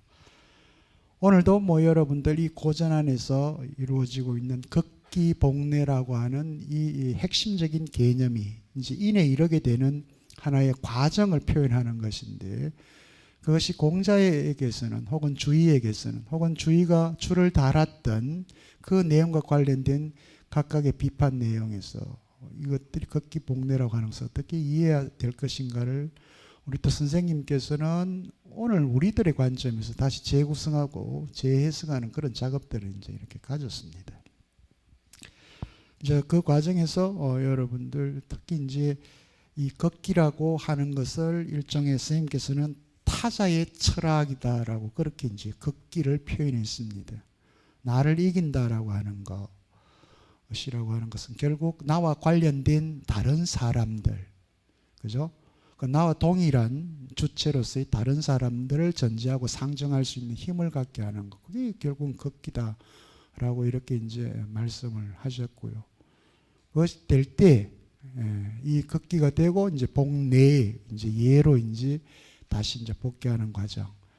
이게 이제 인이다라고 그렇게 표현하셨는데 사실 뭐 언어적 설명 모델로 이렇게 듣기에는 모든 것들이 다 어렵게 느껴집니다. 그러나 여러분들 같은 경우는 일상을 살아가면서 일상 삶에서 지금 고대 선현들이 얘기했던 이런 것들을 일상 삶에서 실천적으로 어떻게 실제 실행하고 수행하고 있는가를 이제 생각해 보시면서 이 어려운 개념들을 좀 이해하려고 노력하실 필요도 있습니다. 저도 오늘 이 소학 부분과 관련해서 그 나오는 내용들을 이제 제가 거의 한 50몇 년 만에 다시 되새기게 되는데요. 저도 초등학교 들어가기 전에 저는 이제 어릴 때 저희 할아버지 밑에서 자랐습니다. 아버님께서는 이제 교직 활동을 하셨기 때문에 다른 지역으로 이렇게 많이 다니시고 해서 그 뭐 자식이 한두 명이 아니잖아요. 그죠? 그래서 제가 집에로는 셋째인데 둘째까지는 저희 누나하고 형은 아버님이 데리고 가시고 저하고 제 동생은 이제 할아버지 댁에 제가 초등학교 2학년 때까지 아마 할아버지한테서 컸던 것 같습니다.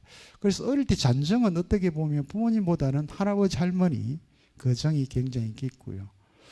그래서 5살, 6살 이럴 때쯤에는 제가 이 할아버지한테 소학을 들었었습니다. 거의 뭐 무릎 꿇어 앉아가지고 저희 할아버님이 제 시골 고향 거기 이제 향교에 훈장님도 이렇게 하셨고 오랫동안 그래서 소학을 이제 들었던 기억인데 그때는 전부 다 잔소리로 들었습니다. 전부 하지 말아요. 특히 너의 아버지가 선생님이기 때문에 너의 아버지 이 직업에 누가 되는 어떤 행동도 해서는 안 된다. 저한테는 그게 굉장히 큰 불만이었습니다. 욕도 좀 하고 싶고 싸움도 하고 싶고 뭐 이런 것도 하고 싶은데 그 욕망이죠. 모든 것들을 금하는 오늘 뭐 이제 금기시라고 하는 표현까지 썼었는데 그렇습니다. 제가 아까 섹시하다는 표현을 썼던 그것 때문에 그렇습니다. 성리학이라고 하는 것이 가지고 있는 이미지, 인상이 그렇죠. 모든 것들을 억압하고 금기하는 방식으로 이렇게 됐기 때문에 거기에다 이제 욕망론을 붙였기 때문에 성리학에서도 이 욕망이라고 하는 것을 이렇게 인정할 수 있는, 허용할 수 있는 그 근거가 있구나라고 이제 하는 것을 이제 밝혀주셨기 때문에 아마 여러분들한테도 오늘날 입장에서도 설득력 있게 받아들여질 수 있는 그래서 그냥 오래된 얘기, 낡은 얘기, 전통 얘기라고 해서 버려야 될 것 이렇게 생각할 것이 아니라 바로 그 고대 혹은 뭐 중세 시절 주의 때 뭐 얘기들도 결국 우리 시대에는 다시 재해석하고 재구성하느냐에 따라서 달라진다라고 하는 것을 여러분들이 확인하는 시간을 가졌으리라 생각을 합니다. 예, 오늘 뭐 긴 시간 동안 얘기를 해주셨는데 여러분들 강의 내용과 관련해서 혹시 이해 안 되시는 부분, 좀 더 설명이 필요하다고 생각하시는 부분 등등 자유롭게 여러분들이 질문을 해주시고 좋은 답변 받으시기 바랍니다. 예, 지금부터 질문을 받겠습니다. 예, 저 뒤에 계신 우리 선생님. 오늘 강의 너무 잘 들었습니다. 너무 또 좀 어렵고 난해한 느낌도 드는데 참 도움이 되었던 거고, 저는 이제 그 현실적인 걸 케이스를 한번 보고 질문 드리고 싶은데요. 저 극기복례라는 게 자기 개인에 대한 이야기인지 아니면 남하고 상대에 대한 것도 그걸 다루고 있는지 그게 이제 궁금한데, 며칠 전에 그 지하철을 탔는데 경로석에 분명히 경로석으로 되어 있는데 한 20몇 살 되는 그 아가씨가 미니스커트 같은 거 다리 꼬고 딱 앉아 있는데 한 80쯤 되는 노인 부부가 타셨는데 자리를 양보를 안 하는 겁니다. 그러니 제가 이래 보니까 그 영감님 얼굴이 막 벌거 얘가 성이 막 가득 났어요. 근데 아가씨는 계속 앉아 있고, 그러가 한 대여섯 코스 가니까 이제 그 아가씨가 내리는데 그 영감님이 그때 앉고는 그 아가씨 뒤쪽 보고 한마디를 막 저런 인간 같은 거 안 한 게 하면서 욕을 한마디 하시더라고요. 그래서 저는 그걸 보고는 그분한테 제가 한마디 했죠. 그 영감님, 그만 그때 과음을 하면 절러버리죠. 내가 이랬더니만은 아이고 저 인간 것도 안 하고는 말을 안 섞습니다. 이렇게 하면서 얼굴이 벌게 가시길래 제가 그때 느낀 걸 그걸 보고 다른 친구들은 그 상황에 대해서 어떠느냐 그러니까, 하나는 뭐라 그러는가 하면은 그 노인네가 왜 바쁠 때 그런 데 타느냐 이렇게 또 이야기하고, 두 번째 사람은 자기는 그런 데 안 간다고. 그러니까 둘 다 답이 없는 거예요. 그리고 세 번째 사람이 이제 약간 현실적인데, 그 자기는 지하철을 타면은 젊은 애 앞에는 절대 안 선다. 좀 미안하니까. 그리고 문 쪽에 선다. 이러니까 세 번째 사람이 좀 현명한가 싶은데, 저는 이제 제 느낌은 그 뭐 과음을 지르다가 아가씨를 뭐라 그래가 자기가 앉아보든지 아니면 성을 안 내면은 본전인데 안도 못하고 성도 나니까 그 영감님이 루저인가 이래 싶어가지고, 그런 케이스에서 극기복례는 상대가 예의를 안 지켰을 때 그러면 나는 어떻게 하는 게 좋은가, 그 질문을 한번 하고 싶습니다. 예, 고맙습니다. 뭐 너무 뭐 구체적인 사례를 들어서 이렇게 말씀을 해주셨으니까 예, 편하게 답변해 주셔도 될 것 같습니다.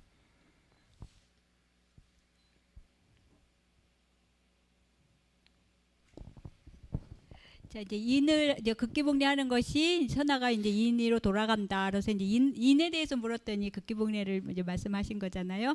그래서 이게 그냥 개인에게만, 이제 개인의 수양에만 연결, 개인 내면의 수양으로만, 그런 수양의 덕목으로만 이야기되느냐, 아니면 타자성과 연결되느냐라고 할 때에, 그것은 이제 언제나 타자성과 연결되어 있다라고 하는 거를 이제, 그리고 육아 철학에서의 인은 인자 자체가 그렇잖아요. 사람인 플러스 두이에요. 그래서 두 사람 이상의 관계에 대한 거를 얘기를 하는 것이고, 그래서 극기복례 역시도 그것을 실천하는 하나의 방안으로서 제시한 극기복례 역시도 이제 나와 타자의 관계, 이거를 생각하는 것이고, 그것이 이제 주희는 나를 이겨서라고 할 때 그게 굉장히 폭력적으로 들리지만 사실 주희가 얘기한 그 안에 나를이라고 하는, 내가 하는, 그래서 그 주격 아이로만 나를 얘기하지 않고 나를 대상화하는 것, 이 안에 이렇게 얘기를 할 때에 타자가성이 들어오는 거거든요. 그러니까 이제 엊그저께 있었던 그런 구체적인 사례 안에서도 언제나 타자의 입장에서 우리가 생각해보는 걸 서로 그것이 근데 일방향으로 가는 것은 좀 아닌 것 같아요. 그래서 요즘에 경로석이라고 써있지 않지 않나요? 경로석이라고 써있나요?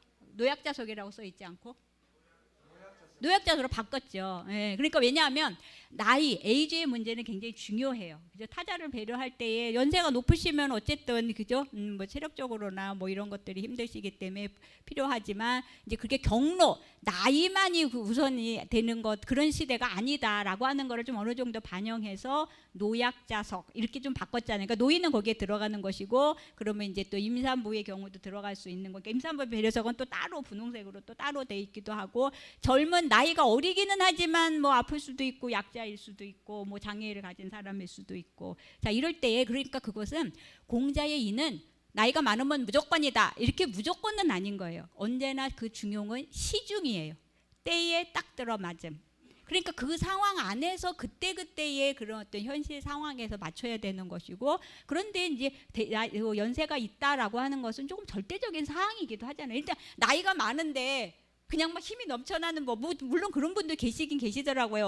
어저께인가 어느 교수님이 이제 뭐 동영상을 보내주셨는데, 뭐 외국의 어느 나라에 104세대이신 분이 뭐 무슨 그거 글라이더 하다가 그거를 막 몇천 뭐 상공까지 올라갔다가 8일 만에인가 이제 그거 완수하고 8일 만에 돌아가셨다고. 지금 저도 그거 못 하거든요. 저 이제 겨우 6학년 이제 겨우 막 들어갈랑 말랑 하는데도 몸이 힘들고 이제 그러는데, 물론 이제 그게 그렇게 칭찬은 있지만 어쨌든 나이가 들면서 더 팔팔하다, 옛날보다 더 팔팔해졌다 이런 경우는 없어요. 그래서 우리가 이제 나이에 대한 것들도 젊은 층에서는 생각을 해야 되고, 그러나 또 이제 연세 드신 분들, 또 이제 뭐 저 같은 경우 뭐 중장년 층에서도 언제나 역지사지의 마음. 그래서 인을 실천하는 거에 오늘은 안연편의 극기복례를 얘기를 했지만, 또는 증자가 얘기하는 거에는 충서 개념도 얘기를 하거든요. 인을 실천하는 방법. 어느 날 공자가 제자들 다 모여 있는데 나와서 이제 나의 도는 이리완자하였다, 오도는 이리완자하였다라고만 딱 했어요. 그랬더니 그 중에 나이가 제일 어린 공자의 제자 중에 한 40여 살이 더 어린 이제 제일 나이가 어렸다고 전해지는 증자라는 사람이 효경을 지은, 효를 잘했다는 증자입니다. 그 증자가 예라고 대답을 했어요. 근데 제일 나이 어린 제자가 예라고 대답을 했으니까 이제 다 잘 아는구나 하고 공자가 자출하셨어요. 나가셨어요.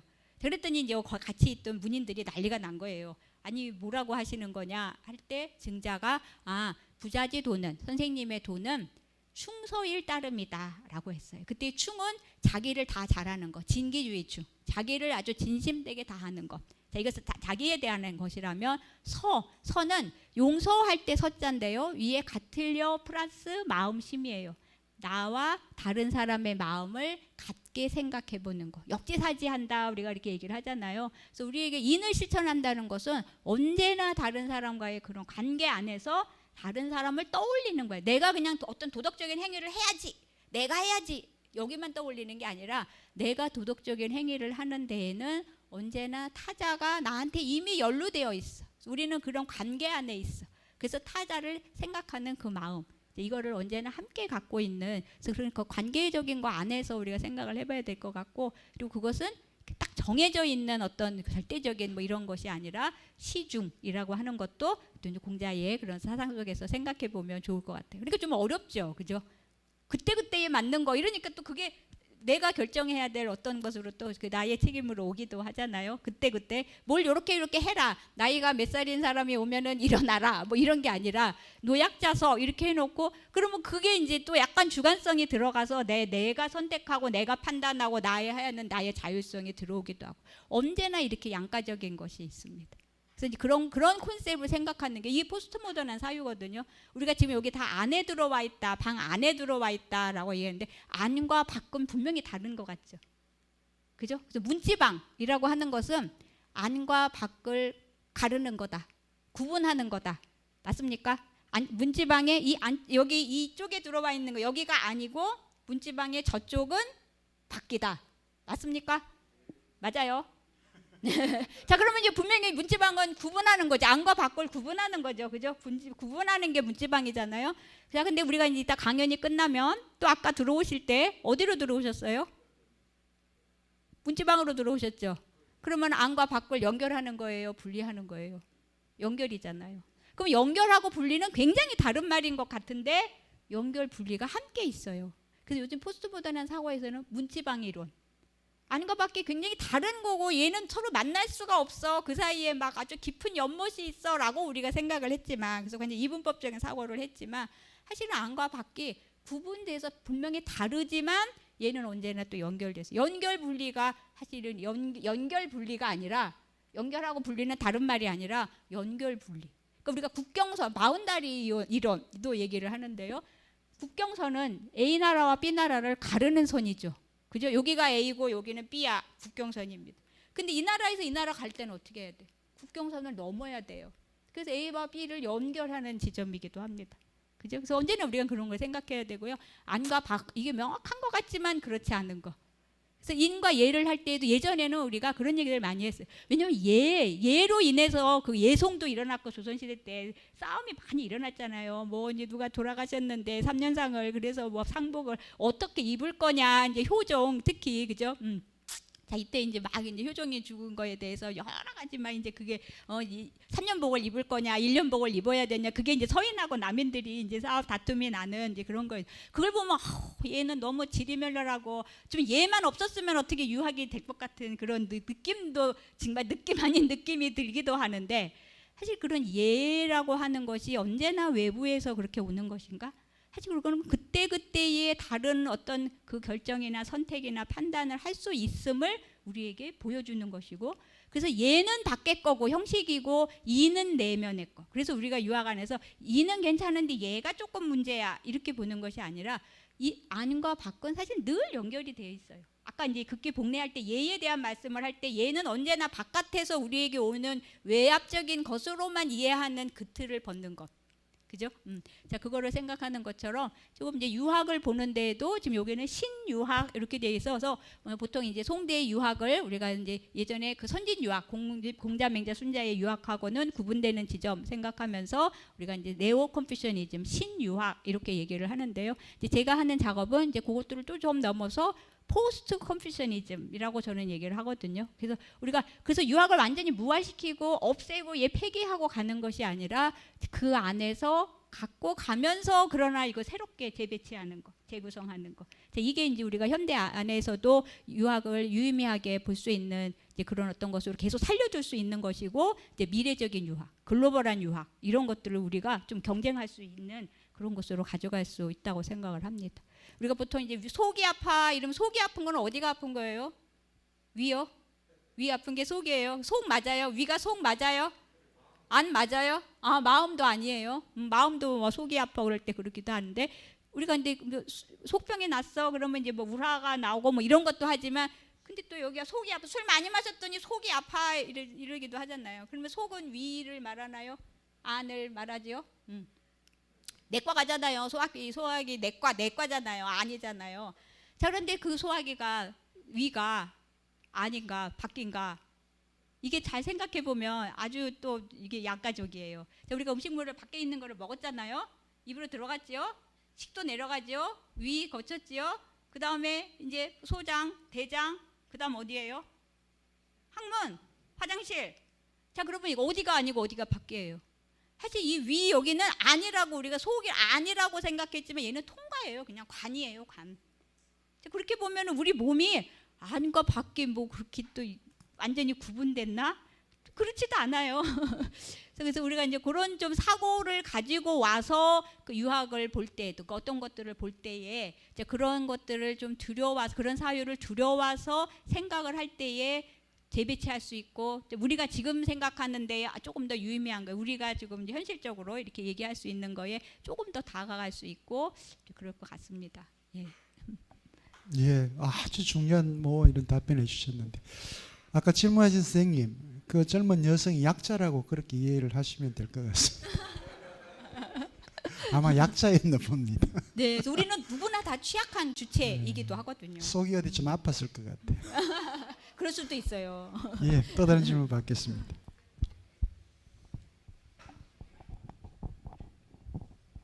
예, 스님 강의 잘 들었습니다. 저는 신암동에서 온 최상원입니다. 극기복례 개인 말고 저는 국가 간에 대한 이야기를 조금 묻고 있습니다. 이 질문이 여기에 적합할지는 아닐지라도 대답 좀 해주시면 좋겠습니다. 요즘 그 팔레스타인과 이스라엘을 보면 이스라엘이 잘못했느냐 팔레스타인이 먼저 침범해가 1000명을 죽였으니까 그 내막을 알고 보면 팔레스타인도 그만큼 당했기 때문에 그랬는데 이걸 개인적으로 친다면 극기복례를 한다면 이스라엘이 극기복례를 해야 하는지 아니면 팔레스타인이 극기복례를 해야 되는지 그리고 조금 더 나아가가지고 일본과 우리의 관계에도 여기에 있을 때 누구가 잘못했다 어떤 사람이 극기복례를 해야 되는지 좀 알고 싶습니다. 네. 아유 정말 너무 어려운 문제인데요. 근데 이 극기복례는 누구만 하는 거는 아닐 것 같아요. 우리가 너나 없이 해야 할 그런 것이지 너는 해도 되고 너는 그걸 해야 되고 나는 할 게 없고 이제 이렇게 가는 거는 조금 아니지 않을까. 각자 자기의 그 자기가 발딛고 서 있는 그 현실 안에서 각자가 극기복례 해야 할 것들이 있고 각자가 타자성을 떠올려야 되는 그런 어떤 것들이 있는 것이지 나는 이제 그만 안 해도 되고 너는 해라고 하는 건 좀 아닐 것 같아요. 그래서 논어에 보면 또 이제 이런 대목이 있어요. 이제 자유라는 그 제자가 공자한테 박시여민 하면 그죠? 백성에게 은혜를 널리 베풀고 그죠? 이렇게 할 수 있다면 그러면 그런 사람은 인하다라고 할 수 있을까요? 라고 얘기를 했더니 공자가 인이라고만 할 수 있냐? 그거는 성인이라고 할 수 있다. 라고 하면서 그 뒤에 나온 말. 보통은 이제 인이 뭐냐? 그러면 이제 그 박시여민 하는 그 능제중 하는 거. 박시여민 해서 백성에게 널리 베풀어서 널리 은혜를 베풀어서 그다음에 이제 그 백성들을 널리 구제하는 것. 자, 이거에 초점을 두면서 그 대목을 많이 이렇게 회자를 하는데 저가 이제 좀 중점을 둬서 또 이제 그 읽고 싶은 부분은 공자가 그거를 인이라고만 하겠냐? 성인이라고 할 만하다. 그러면서 뒤에 요순 기후 병저하셨다 이렇게 얘기해요. 그러니까 요순은 누구냐면 요임금 순임금은 요순 시대 그러면 태평 시대로 우리가 얘기하는 것처럼 얘기할 만큼 유학에서 요순 우탕 문무 이렇게 주공 이렇게까지를 우리가 이제 성인으로 받드는 그런 이제 임금들이고 이제 주공은 임금은 아니었지만 어쨌든 공자가 훈범한 사람이었고 자 이런데 그 요순이에요.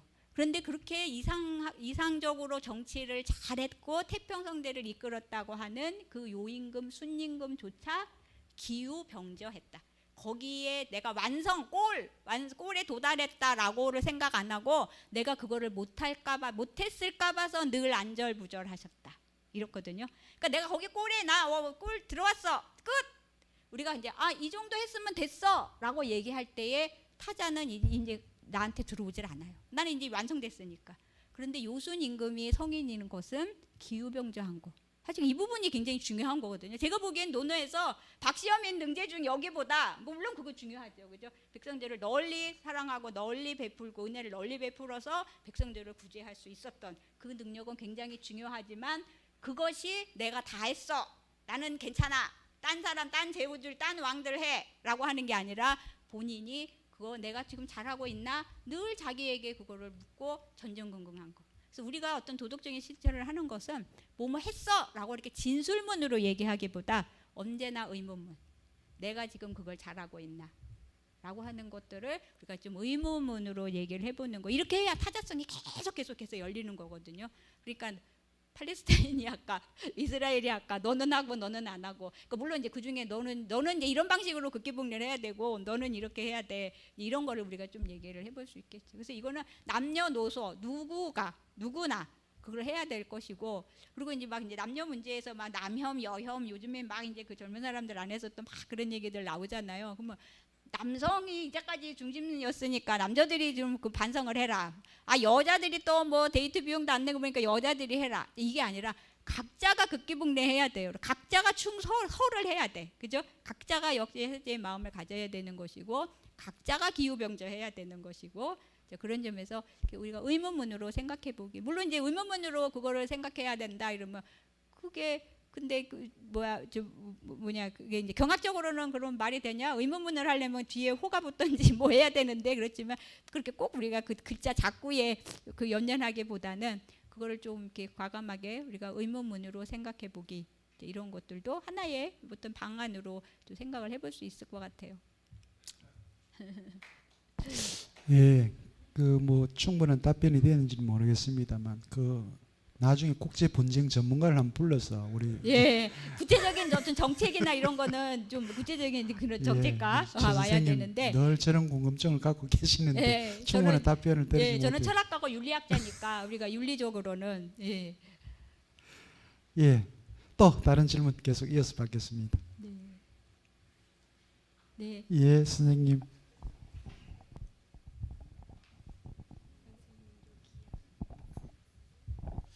예, 교수님 말씀 감사하게 잘 들었습니다. 책의 내용은 다소 어려운 점이 있었는데 교수님 말씀을 듣고 좀 이해되는 부분도 있고 또 아직도 조금 이해가 안 되는 부분도 있고 좀 그렇습니다. 페미니즘, 여성주의 이런 말들은 저희가 참 많이 듣지만은 실상 저희 일반 시민들은 그 이론적인 어떤 또는 학문적인 그런 배경 지식이 잘 없습니다. 그래서 조금 조심스러운 질문인데 그 페미니즘, 여성주의 그 안에서도 아마 여러 또 갈래가 있지 않을까 싶은데 혹시 교수님처럼 오늘 이렇게 말씀하시면은 그 안에서도 좀 비판을 받는 그런 점도 있지 않은가, 그 점을 먼저 한번 여쭙고 싶고요. 두 번째는 그 참 수천 년 전부터 내려오는 우리 유교 경전이 많은데 저희가 그냥 사서 삼경 이 정도만 알고 있는데 그 수많은 유교 경전 가운데 혹시 그래도 조금 여성주의 시각에서 좀 우호적인 그런 경전이 있는지 한번 여쭙고 싶습니다. 예, 뭐 두 가지 질문 분명합니다. 그럼 이참에 말씀하시는 김에 여성주의, 페미니즘과 관련된 아주 개론적인 그런 이해를 덧붙여서 그 첫 번째 질문을 좀 말씀해 주시고요.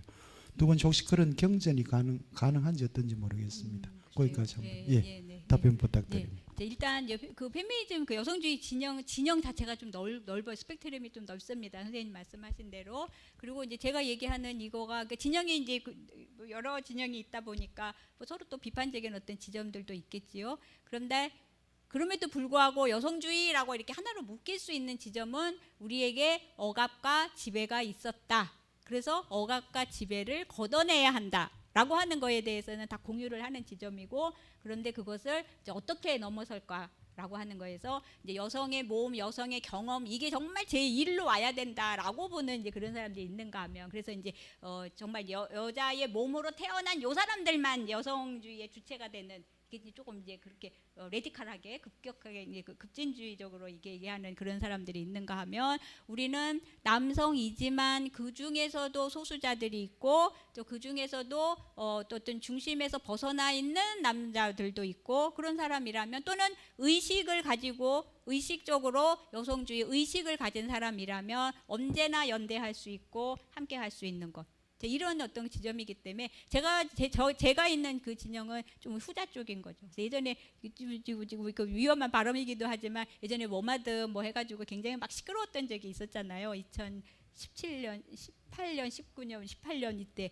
그때 제가 그때 또 한국 여성철학회 회장이었어요. 그래서 아주 막 되게 막 그거를 이제 받았던 이제 그런 그때인데, 그때가 한참 이제 우리나라에서 그 부분들이 굉장히 이제 뭐 여혐, 남혐, 뭐 도찰, 뭐 막 그 해화동에서 막 이제 해화역 앞에서 뭐 이렇게 한 거, 또 막 그 온라인 안에서의 그런 페미니즘 논쟁, 그러면 페미니즘 안에서도 이제 저같이 기성세대이면은 또 꼰대 페미니스트, 그다음에 영 페미니스트, 거기서 더 나가서 영영 페미니스트 막 이렇게 막 갈라지기도 하고 막 이렇게 했는데, 그렇게 이제 막 분파적으로 나가기도 하지만 그래도 공유되는 지점들이 있어서 그 억압과 지배는 이제 어떻게 넘어설까에서 갈라지더라도 우리가 이제 그걸 넘어서야 한다는 데 대해서는 다 이제 공유를 하는 것이기 때문에 또 이제 그런 지점이고, 뭐 그거는 남성들 중에서도 그 남자 교수님들 중에서도 의식에 동참하는 분들도 계시고 또 이렇게 하니까, 그거는 언제나 그 진영은 언제나 그렇습니다. 그래서 육아 경전 안에서 조금 더 우호적인 것이라고 한다면,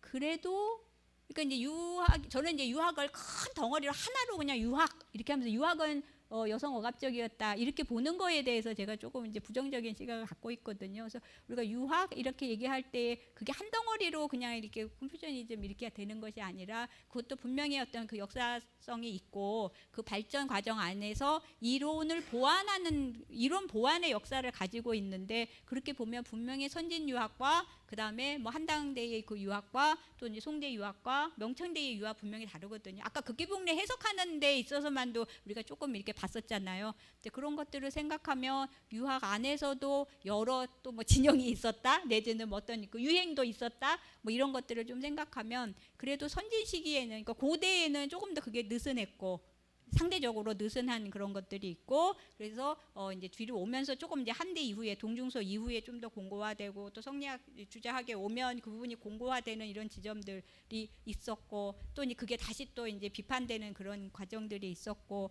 뭐 이런 것들을 우리가 좀 이렇게 헤쳐 나가면서 보면 좋을 것 같아요. 근데 저는 오늘 이제 그동안 굉장히 많이 가열차게 비판받았던 그 주자학, 이 안에서도 우리가 볼 수 있는 게 있을까? 그리고 그것이 여성주의와 이제 만날 수 있는 그 지점이 있을까라고 하는 걸 본 거고, 제가 여성주의를 이렇게 앞에다 내놓기는 했지만 그 여성주의는 하나 분과 학문이 아니라 그냥 여성학, 여성주의 요거를 이렇게 어떤 누구 하는 게 아니라, 이 여성주의를 얘기하는 사람은 여성주의 방법론으로 얘기를 하거든요. 이제까지 뭔가 중심을 둔, 인간 중심, 남성 중심, 이성 중심, 뭐 과학 중심 이렇게 했던 거에서 중심을 흐트리는 거에 대해서 얘기를 하는 게 여성주의의 거든요. 그래서 그렇게 보면 이거는 어느 데서나 의학이든 과학이든 뭐 이런 데서도 있는 그 남성 중심성을 넘어서는 것, 이거가 여성주의고, 그래서 여성주의 방법론을 통해서 우리가 성리학을 한번 들여다보는 것, 요걸 얘기로 이제 말씀을 드린 겁니다.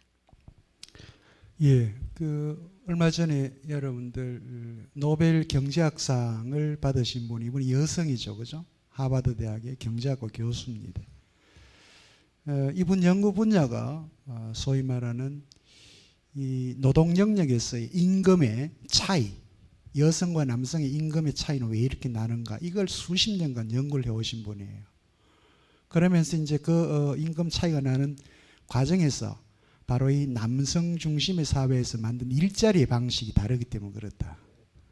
그러니까 이 노동 강도가 높은 쪽에 전문 직종을 남성들이 주류로 만들고, 그러면서 거기에 임금을 많이 받고, 여성 상대적으로 노동 강도가 약한 곳에 배치를 해서 임금을 낮게 받을 수 있도록 하는, 이걸 이제 계속 오랫동안 서구 사회에서도 지배해왔다. 이걸 이제 경제학적으로 이렇게 계속 연구 대상을 삼았던 분입니다. 어떻게 보면 이분도 이제 여성주의적 관점에서 또 이제 이렇게 들여다볼 수 있는 거죠.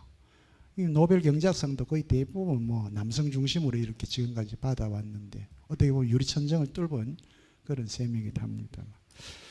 예, 또 다른 질문 있으면 받도록 하겠습니다. 예, 선생님. 봉덕동성 김봉수입니다.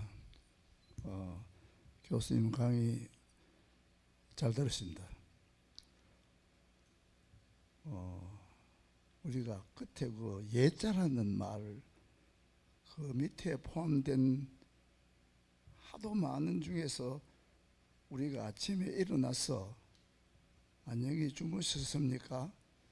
혹은 우리가 저녁에 자러 들어가기 전에 안녕히 주무세요 까는까지가 전부가 예거든요. 우리 생활입니다. 그런데 오늘 김 교수께서는 유학을 하셨고 또 대학에서 가르치기 때문에 제가 지금 오늘 질문 드리는 것은 좀 상당히 심각합니다. 그 중에 한 가지를 예를 들자면 우리 호칭 문제입니다. 식당에 가면 좀 언니 뭐 혹은 뭐 이모, 고모, 혹은 또 어지간하면 집사람, 안사람 보고 전부 사모님. 어떤 분은 어머니하고 어떤 분은 어머님하고, 또 지난번에는 강아지 보고 사람 이름으로, 그건 자연적 서양 사람들이 인간의 가장 최고의 친구라고 여기 왔기 때문에 아마 그쪽으로 가지 싶은데, 우리도 지금 인사가 거의 영어화되어 있습니다. 그런데 여기서 제안하고 싶은 것은 대학인으로서 지금 현재 가르치고 계시고 또 그 대상이 그래도 대학생들이니까 지금쯤은 우리 사회에 쓰고 있는 혼란한 이 단어를 좀 그 나름대로 의견도 모아보고, 그래가서 전체적인 의견이 모아지면 제도화 돼가지고 이런 경우에는 이렇게 불렀으면 좋겠다는 그런 제도를 한번 만들어 보시고 하는 의향은 없으신지요? 고맙습니다. 예. 그 김봉수 교수님, 저도 사실은 이 문제와 관련해서는 오랫동안 고민도 해왔고 학교에서도 그렇게 아이들한테 이렇게 얘기를 합니다. 특히 이제 오리엔테이션 때 이렇게 집에서 들고 날 때, 나올 때, 그리고 들어갈 때 꼭 부모님께 다녀오겠습니다, 다녀왔습니다, 인사를 하세요라고 그렇게 저도 그렇게 얘기를 합니다. 저도 지금 개인적으로 제가 두 분 노인 어르신 댁에서 이제 이렇게 있기 때문에 뭐 아침 저녁으로 그렇게 합니다. 이게 이제 사실은 인사일 뿐만 아니라 서로 살아있다는 것을 또 이제 확인하는 과정이기도 하고, 특히 나이 드신 어른이기 때문에 더 그렇습니다. 아침에도 그렇고 저녁에도 그렇고 잠을 주무셔도 이게 걱정스러워요.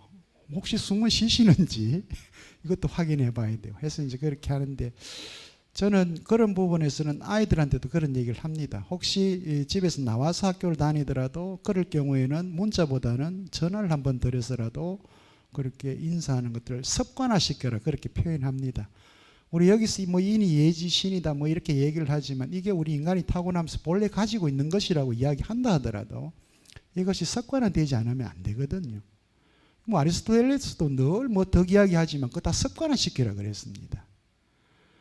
그러니까 이제 이게 굉장히 중요한 부분인데, 근데 선생님께서 그렇게 제안하신 것처럼 인사예법을 이렇게 표준화하는 방법이 있을까? 이건 참 국어원인가요? 그쪽에 가야 됩니까? 어디 가야 됩니까? 그래서 선생님께서 혹시 이 답변이 가능하신 부분 한번 말씀 주시면 그거를 고맙겠습니다. 제도화하거나 뭐 하는 그런 능력은 좀 없을 것 같긴 하고요. 이제 그런데 우리가 이제 뭐 아줌마, 아저씨 이런 말도 쓴 지 오래됐죠. 야, 이것도 사실 친족간에 쓸 수 있는 거잖아요. 그죠? 뭐 숙부, 숙모를. 근데 우리 그냥 뭐 흔하게 다 아줌마, 아저씨하고, 또 아줌마는 또 굉장히 막 천민 자본주의의 뭐 대표적인 대명사로 또 쓰였고, 뭐 아저씨 그럼 또 요즘에는 또 요즘 젊은 사람 뭐 개저씨 또 막 이제 이러기도 하고 막 아저씨가 어쩌다 막 이러면, 근데 그렇게 하고 뭐 이모, 뭐 언니 뭐 이렇게 하는데, 이제 그거 안에는 그러니까 분명히 잘못됐어요. 그러니까 공자가 어떤 정치를 하겠냐 그랬더니 나는 정명을 하겠다, 이름을 바로잡겠다, 이런 정도로 어떤 정치를 하겠냐 그럴 때 정명론을 펼 정도로 그 이름이 원래 고유하게 갖고 있던 그거가 흔들리는, 이게 이제 얼마나 위험한지에 대해서 이제 말씀을 하셨는데, 사실 이제 지금 이제 우리에게도 그 정명이 필요한 것 같긴 해요. 그죠? 사장님 하면은 이제 다 돌아본대잖아요. 또 사모님은 원래는 스승의 어머니인 건데, 그죠? 그런데 그렇게 우리가 부르게 되는 거에 또 그 문화적인 기저에는 어떤 게 있냐면, 그러니까 우리가 항중일이 다 이제 뭐 동아시아, 그다음에 이제 뭐 일본이 사실 이렇게 유교문화권이라고 얘기해도 좋을지는 모르겠지만 어쨌든 뭐 동아시아 문화, 유교문화권 이렇게 하면서 한중일을 많이 얘기를 하는데, 그게 또 다르대요. 그래가지고 이제 환자가 됐을 내가 이제 어떤 돌봄을 받으면 좋겠냐라는 거를 이제 어느 간호대에서 그 설문을 했는데, 중국 사람들은 그러니까 이제 내가 케어를 받은, 그러니까 돌봄을 받을 때 병원에서 내가 어떻게 돌봄을 받으면 좋겠나 할 때에 제일 가장 많이 이제 중국 사람들이 찍은 거는 명랑한 사람. 그래서 명랑해서 나 기분을 좀 전환하게 이렇게 해줄 수 있는 사람. 그런데 우리 한국에서는 가족같이 돌봄을 해주는 거. 그래가지고 병원에 가면은 사실 다 그 간호사 선생님들이 다 오늘 어머니 어땠어요? 아침에 오면은 다 안부를 그렇게 묻잖아요. 아버님 어떠셨어요? 병원에 가서도 아마 다 그럴 거예요. 아버님 어떠셨어요? 또 뭐 할아버님 어르신 어떠셨어요? 이렇게 하면 그거가 좀 안심. 가족같이 나를 대했으니까 내가 굉장히 뭐가 이렇게 좀 대우를 받았다라는 생각하고 좀 안심을 한대요. 우리 문화적인 그런 것들이 좀 어느 정도는 그게 있는 것 같아요. 일본 사람한테 물어봤더니 가족같이 받으려면 집에 들어놓아 있지 병원을 왜 받느냐. 일본 사람들은 전문적인 케어를 받고 싶다, 이렇게 얘기를 한대요. 전문적인 케어를 받으려고 병원을 받지, 가족같이 받으려면 집에서 받지 왜 와, 이렇게. 근데 우리는 가족같이라는 말에 정말 내 일처럼 막 이런 것들이 우리 좀 들어있잖아요. 이제 그러면서 약간 이제 그 이름이, 그 호칭이 흔들리는 지점도 있지만 또 이제 우리의 어떤 문화적인 그런 것들도 있어서 이거를 이제 어느 정도 반영을 하면, 그러니까 이거는 틀렸어. 그리고 이거는 신족 간의 호칭이니까 더는 하면 안 돼. 그러니까 우리가 이제 이런 쪽으로 밀고 갈 것인지, 그래도 우리는 그런 정서가 있어서 그렇게 비록 남이지만 우리가 남이가 하면서 가고 싶은 또 그게 있다면, 우리에게 그게 있다면 그게 또 좀 반영이 된 호칭을 또 새롭게 계속 신조어가 계속 나오는 것처럼 뭐 그렇게 해도 되는 거고. 그러니까 하여튼 이거 논의는 굉장히 많이 필요한 것일 것 같습니다. 그죠? 근데 우리는 어쨌든 그 친밀성, 특히 가족 간의 그 친밀성, 이게 분명히 이데올로기적인 해요. 가족이 그런 모든 가족이 그렇게 화목하고 언제나 다 평화스럽게만 하냐? 이제 이걸 강조하게 될 때에 그런 이제 아동학대나 뭐 이제 그런 어떤 아내 구타나 뭐 이런 가족 폭력이 이제 그 수면 위로 올릴 수 없는 이제 이런 것이기도 한데, 하여튼 그런 부분에 대한 거가 좀 총체적으로 조금 이제 고민이 돼봐야 되겠고, 그리고 호칭 문제 이것도 굉장히 중요한 것 같습니다. 예. 예.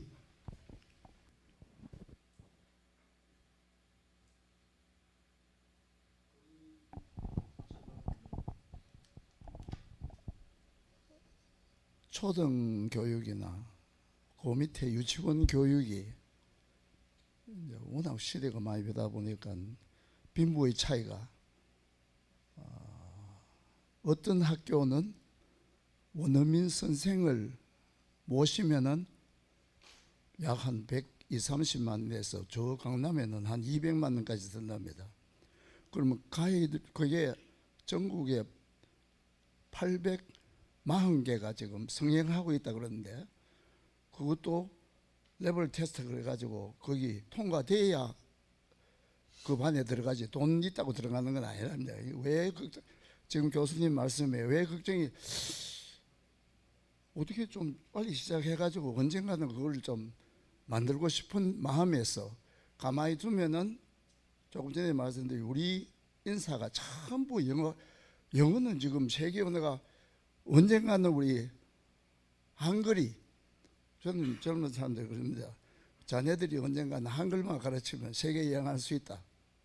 그런 날이 아마 곧 오진 않지만 오는 건 사실입니다. 그렇듯이 저걸 중고등학교, 이제 초등학교하고 유치원을 원어민 선생 두는 걸 그렇게 지금 놔두고 보면은 이게 전부 다가 이 교수님 말씀하셨듯이 영어화 되지는 안 되겠는가, 상당히 늦은 감이 있다, 그런 촉급함을 느끼는데, 교수님은 동의하십니까? 네, 그렇죠. 왜냐하면 내가 나를 누구라고, 그러니까 글로벌하게 가는 거는 굉장히 또 중요해. 그거를 안 하고 그냥 우리 거가 좋은 것이요 이렇게만 갈 수 없는 우리가 그런 상황에 놓여져 있고, 그런 점에서 그 글로벌한 것에 우리가 발 맞추는 것은 굉장히 필요한 부분인데, 그런데 이 글로벌한 것만 얘기를 하면서 로컬에 대한 얘기를 못 하는 거. 내가 지금 어디에 발 딛고 서 있는지를 아이고 죄송합니다.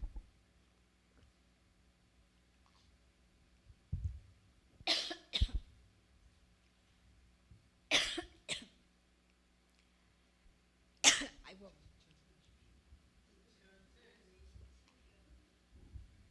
제가 항상 열띠게 하죠. 아이고. 선생님 뭐좀 말을 좀 먼저 해보세요. 저도 가끔 그렇습니다. 살에 들잖아요. 예, 천천히 하십시오. 네? 괜찮습니다. 아우. 목에 뭐가 막혔어. 저도 뭐 식당 가면 늘 사장님 소리 듣습니다. 사장님. 한 번도 사장이 해본 적이 없는데. 아니 근데 사장님 소리를 들으면 좀 이제 젊다는 거잖아요. 어느 정도 조금 더 지나면 이제 회장님이라고 한대요. 그러면 이게 이제 호칭이 높아진 것 같지만 나이 들어 보인다 이제 그런 소리이기도 한데, 근데 제가 조금 아까 어디까지 말씀드려? 그래서 지금 내가 여기에 서 있는, 그죠? 그거를 설명해내지 못하면, 내가 누구인지를 내가 설명해내지 못하면 그런 사람은 아무것도 아닌 거예요. 지금 우리가 이렇게 자기 말에 대한 어떤 것들이 없이 외국어, 특히 영어를 이렇게 하는 것은, 나는 우리 전통에 대한 거는 뭐 모르겠고 내가 더 그쪽 서구의 어떤 거에 더 익숙하고 나는 음식도 그런 서구의 음식이 더 나는 더 친숙하지, 뭐 우리의 된장이나 김치나 이런 건 너무 낯설고 뭐 별로다 이제 이렇게 하는 거가, 그러면 이제 자기를 세계 시민으로 두는 거예요. 근데 그렇게 세계 시민으로 두는 거, 둘은 뭐 그가 자기의 선택이니까 할 수 있지만, 그런데 그들이 너가 누구야? 라고 물 때 나 세계 시민인데 이러면 그들이 물어볼 때에 이 사람 내가 나를 누구인지 설명을 해내지 못하면 이 사람은 나띵이에요. 아무것도 아닌 거예요. 그죠? 그러니 그렇기 때문에 내가 누구인지 내가 여기에 이렇게 발딛고 서 있게 된 거에 과거에 점점점들이 없이 내가 그냥 지금 여기 있지는 않을 거잖아요. 그러니까 그런 점에서 우리 어떤 전통을 그냥 수호해서 꺾어 달고 이거를 꼭 내가 그걸 받들어야 한다 이런 의식이 아니라 그 과거의 점을 깡그리 지우면서 내가 있을 수는 없는 거거든요. 그래서 언제나 그런 것들을 좀 생각하면서 세계화로 가는 거 좋지만 지금 여기에 내가 어떻게 있게 되는지 있게 되게 되는 그 과거의 것들은 무엇이었는지 그 과거의 점점들을 우리가 얼마큼은 알아내야 돼. 그래서 내가 누구인지 우리가 누구인지를 우리 스스로 설명해낼 수 있을 때 그럴 때 어떻게 세계적으로 우리가 나갈 수 있는 것이지 그들이 나를 너 누구야 했는데 아무 대답을 못하면 그럼 누가 대답을 해주겠어요. 그래서 그런 의미에서 지금 선생님께서 문제 제기하신 그 문제는 우리가 정말 좀 생각을 해봐야 될 문제고 너나 없이 그냥 우리 마을에 대한 우리 전통에 대한 거 우리 문화에 대한 거 생각 없이 그냥 남의 것을 습득하는 거에 대해서는 철저히 반성을 해야 되겠죠. 그런데 그분들이 좀 반성을 하면 좋은데 왜 그렇게 하느냐고 물어보면 우리 아이에게 좀 더 좋은 기회를 주기 위해서 한다 이렇게 주장을 합니다. 그죠? 예. 강남에서도 그렇게 수성구에서도 우리 아이에게 좀 더 좋은 기회를. 근데 방금 우리 선생님 말씀하셨습니다만 그렇게 영어를 잘한다고 해서 그렇게 전 세계를 돌아다닌다고 해서 세계 시민이 되는 건 아닌 것 같고요. 적어도 로컬 자기가 발을 내리고 있는 그 뿌리에 대한 정체성을 정확히 할 수 있는 사람들이 곧 글로벌리제이션 세계와 관련되어 있는 거지 이 로컬과 글로벌이라고 하는 것은 그렇게 따로 또 이렇게 이분화되어 떨어져 있는 건 아닙니다. 항상 이 로컬 안에서 또 여러분들 세계 시민이 될 수 있는 거죠. 대한민국 국민이라고 하는 지역적인 하나의 또 국민이지만 동시에 세계 시민이 될 수 있는 것들이고요. 예, 시간은 다 됐습니다만 혹시 질문이 없으시면 여기 선생님 계시네요. 여기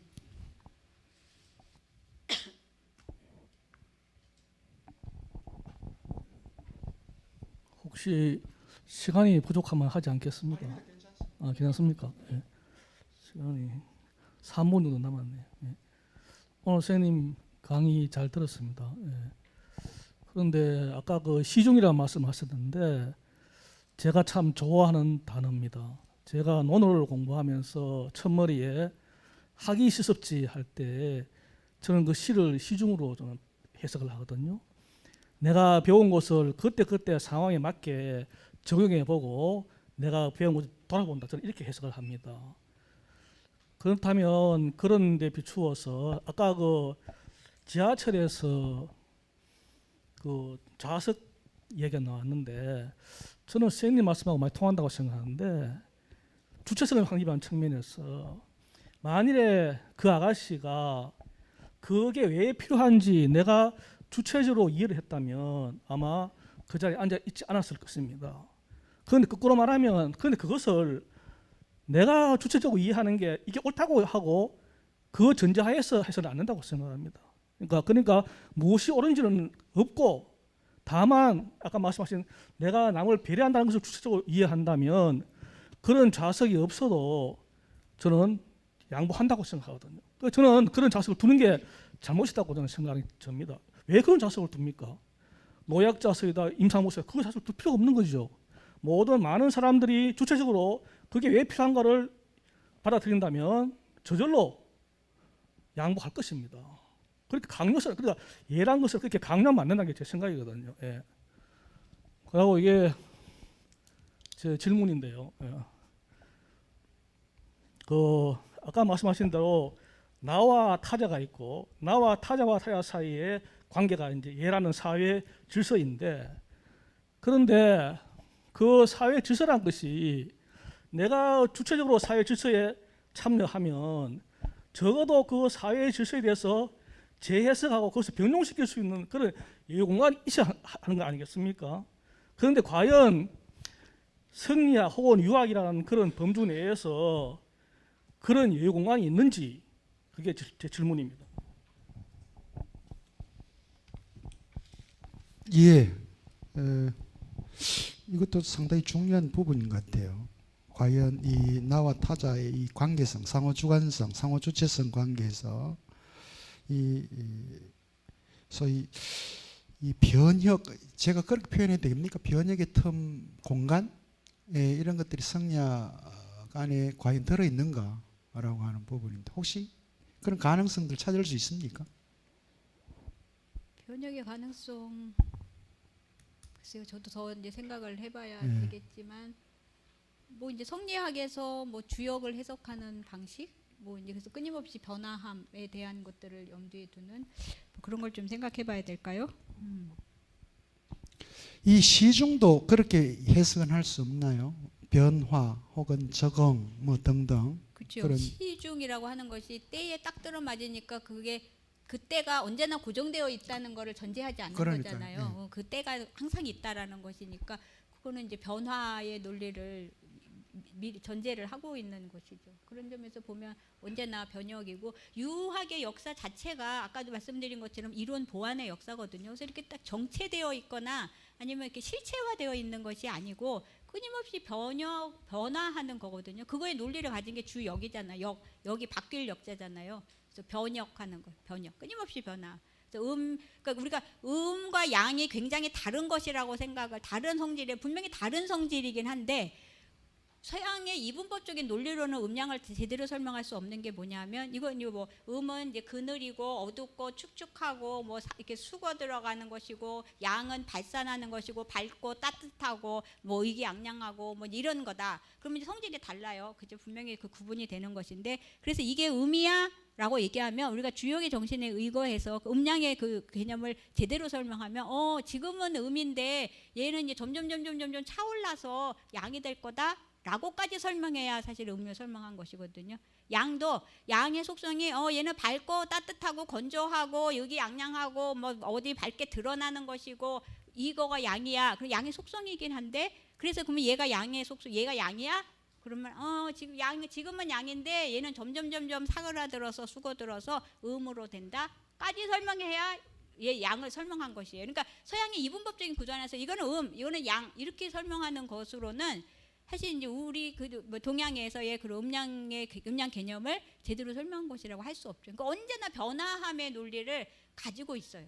그런 점에서 보면 뭐 성리학에서도 역시 변혁의 그런 논리들을 가지고 있을 수 있고 그 유학이 그렇게 정체된 어떤 학문이 기본적으로 아닙니다. 네. 그거를 상정하지 않아요. 네. 맞아요. 스님께서는 또 이렇게 연구를 하시니까 그 본질을 이제 볼 수가 있지만 기존의 우리 성리학, 유학이 이렇게 이야기하면 선진유가 이후에 한당 시대 이후 특히 아까 동중서 이렇게 말씀하셨습니다만 하나의 지배 체제를 옹호하는 그런 이데올로기로 이제 작동했고 오랫동안 그 역사 안에서 하다 보니까 성리학에서 얘기하고 있는 이런 변혁적 개념들도 전부 이제 정체된 하나의 실체처럼 고정화된 것으로 이제 이렇게 그래서 우리는 이제 조선 성리학에 대해서도 아주 비판적인 시각을 갖게 됐던 것도 예속 논쟁은 또 일종의 그런 겁니다. 예를 가지고 그렇게 아주 고착화된 하나의 개념으로 이렇게 해석을 해버리니까 이제 그런 문제들이 생겼던 건 아닌가 싶습니다. 혹시 질문이 없으면 아까 제가 초두에 말씀드렸던 그분 글을 한번 이렇게 읽으면서 마무리해도 되겠습니까? 예. 이분이 지난 한 주 아주 이렇게 고민을 하셨던 것 같아요. 제가 지금 제가 말이 어눌해서 글로 대신하게 되었습니다. 죄송합니다. 지난 10월 5일에 있었던 모교 철학 입문 포럼 토론에서 나온 문제에 대해서 저의 작은 의견을 적습니다. 개를 두고 아빠 혹은 엄마라는 호칭을 사용하는 것이 부적절하다는 어느 분의 의견에 대한 저의 생각입니다. 저는 호칭이나 유행어의 시대적인 상황을 고려해서 한번 생각해 봤습니다. 왜 개를 의인화해서 사람처럼 호칭을 붙이고 있는가? 그 이유는 지금의 시대 상황이 개보다 못한 짐승만도 못한 인간들이 날뛰고 있으니 차라리 개가 되는 것이 나을지도 모른다는 자성의 의미를 함축한 시대적 표현이 아니겠느냐라고 생각을 하니 참으로 숙연해집니다. 개가 되는 것만도 못한 이 시대 상황을 대변하는 언어적 표현이 아닐까 하는 생각이 드는 것은 다만 저만의 추측일 뿐입니다. 계만도 못한 부류들이 자행하고 있는 짓을 여기에서 언급할 수도 있지만 여러분들이 생각하고 있는 그것이 아마도 맞을 겁니다. 한 가지 예로 들자면 경제적인 이유로 핵오염수를 바다에 방류하는 개보다 못한 짓을 하고 있고 그것을 적극적으로 지지하는 짐승만도 못한 짓거리가 왜 문제가 되는지 아십니까? 바다로 방류된 오염수에 포함된 소량의 방사성 물질들이 먹이사슬을 거치면서 축적되어 결국은 인간의 몸속으로 다량의 방사성 물질이 들어오는 결과를 만들어낼 것이기 때문입니다. 이것이 개만도 못한 짓거리가 아니고 도대체 무엇이겠습니까? 재산을 축적하는 것을 자랑으로 여기고 그리고 그 재산을 축적하기 위해서는 어떤 짓도 서슴지 않도록 쇠뇌하고 있는 이 지구상의 사회적 시스템이 양산해 놓은 개만도 못한 인간들이 만들어가는 미래가 걱정되는 것은 단지 저만의 기울일 뿐일까요? 세대 간의 소통이 부족해서 사회적인 갈등이 생겨나고 세대 간의 인식 차이가 사회적인 문제로 불거지기 시작했습니다. 소통이 안 되는 것은 소통할 기회나 시간의 부족이 아니라 소통을 위해서 공감하고 공유할 건덕지의 부재가 원인이 아닐까요? 이 시대의 젊은이들은 살아남기 위해서 먹고 사는데 급급한 나머지 시간이 없어서 인문학 교육에 접근할 기회조차 얻지 못하고 있는 상황으로 내몰려 있고 목요철학 인문포럼 같은 이 인문학에 참석하는 시간상으로 그나마 여유가 있는 사람 중에 대부분은 나이 든 사람들이니 앞으로 세대 차이는 더더욱 크게 날 것이라는 저의 예상은 크게 빗나가지 않을 것 같습니다. 이런 저의 예상을 뒤집어 놓기 위해서라도 우리는 인문학을 살려야 하고 경쟁의 논리에 앞서 인간의 존엄성을 소중히 생각하는 사회 시스템을 만들어야 한다고 봅니다. 그러기 위해서는 지금 우리가 할 수 있는 일은 목요철학 인문포럼과 같은 인문학 강연이 계속 늘어나고 그리고 지속될 수 있도록 노력하는 일일 것입니다. 그리하여 나중에라도 세대 간에 소통할 수 있는 건덕지라도 만들어 놓으면 언젠가 개보다 못한 인간들이 줄어들게 될 것이고 개가 되고 싶은 마음 또한 신압으로 사라질 것이고 개에 대한 호칭도 변할 것으로 생각됩니다. 매주 강연장 입구에서 반갑게 맞아주시는 목요철학 원장님의 모습을 뵙고 들었을 때마다 인문학을 쓰레기 취급하고 있는 일부 철없는 정치 행정가들에게도 목요철학 인문포럼의 정신이 전해지기를 기원하는 마음을 담아서 인사를 드립니다.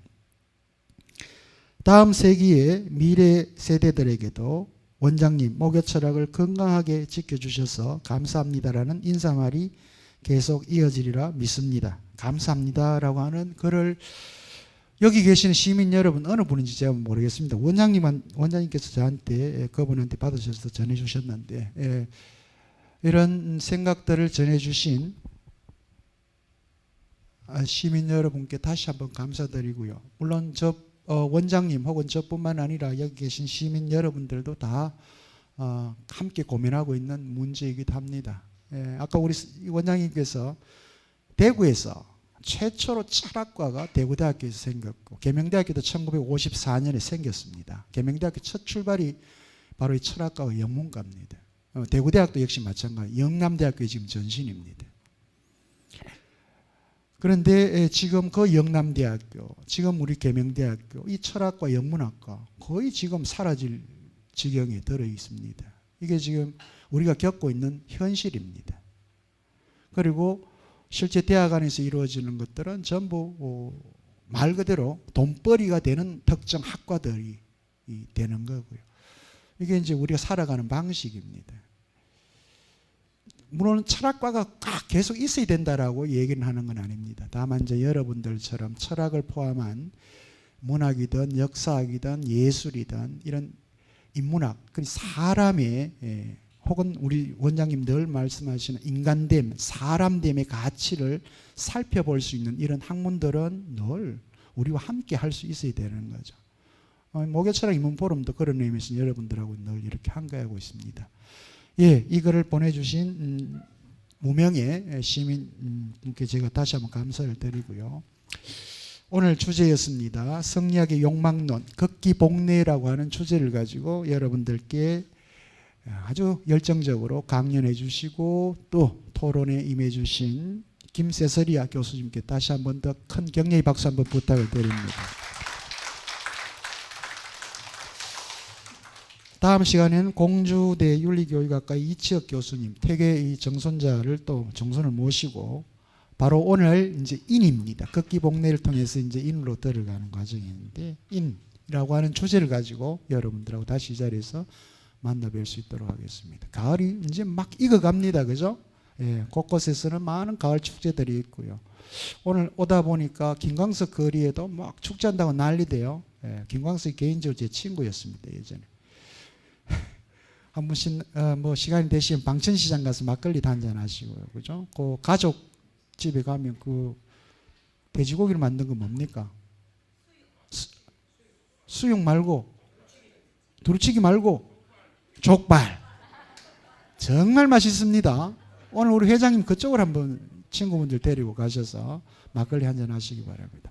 다음 주에도 오늘처럼 건강한 모습으로 뵙겠습니다. 안녕히 돌아가십시오. 고맙습니다.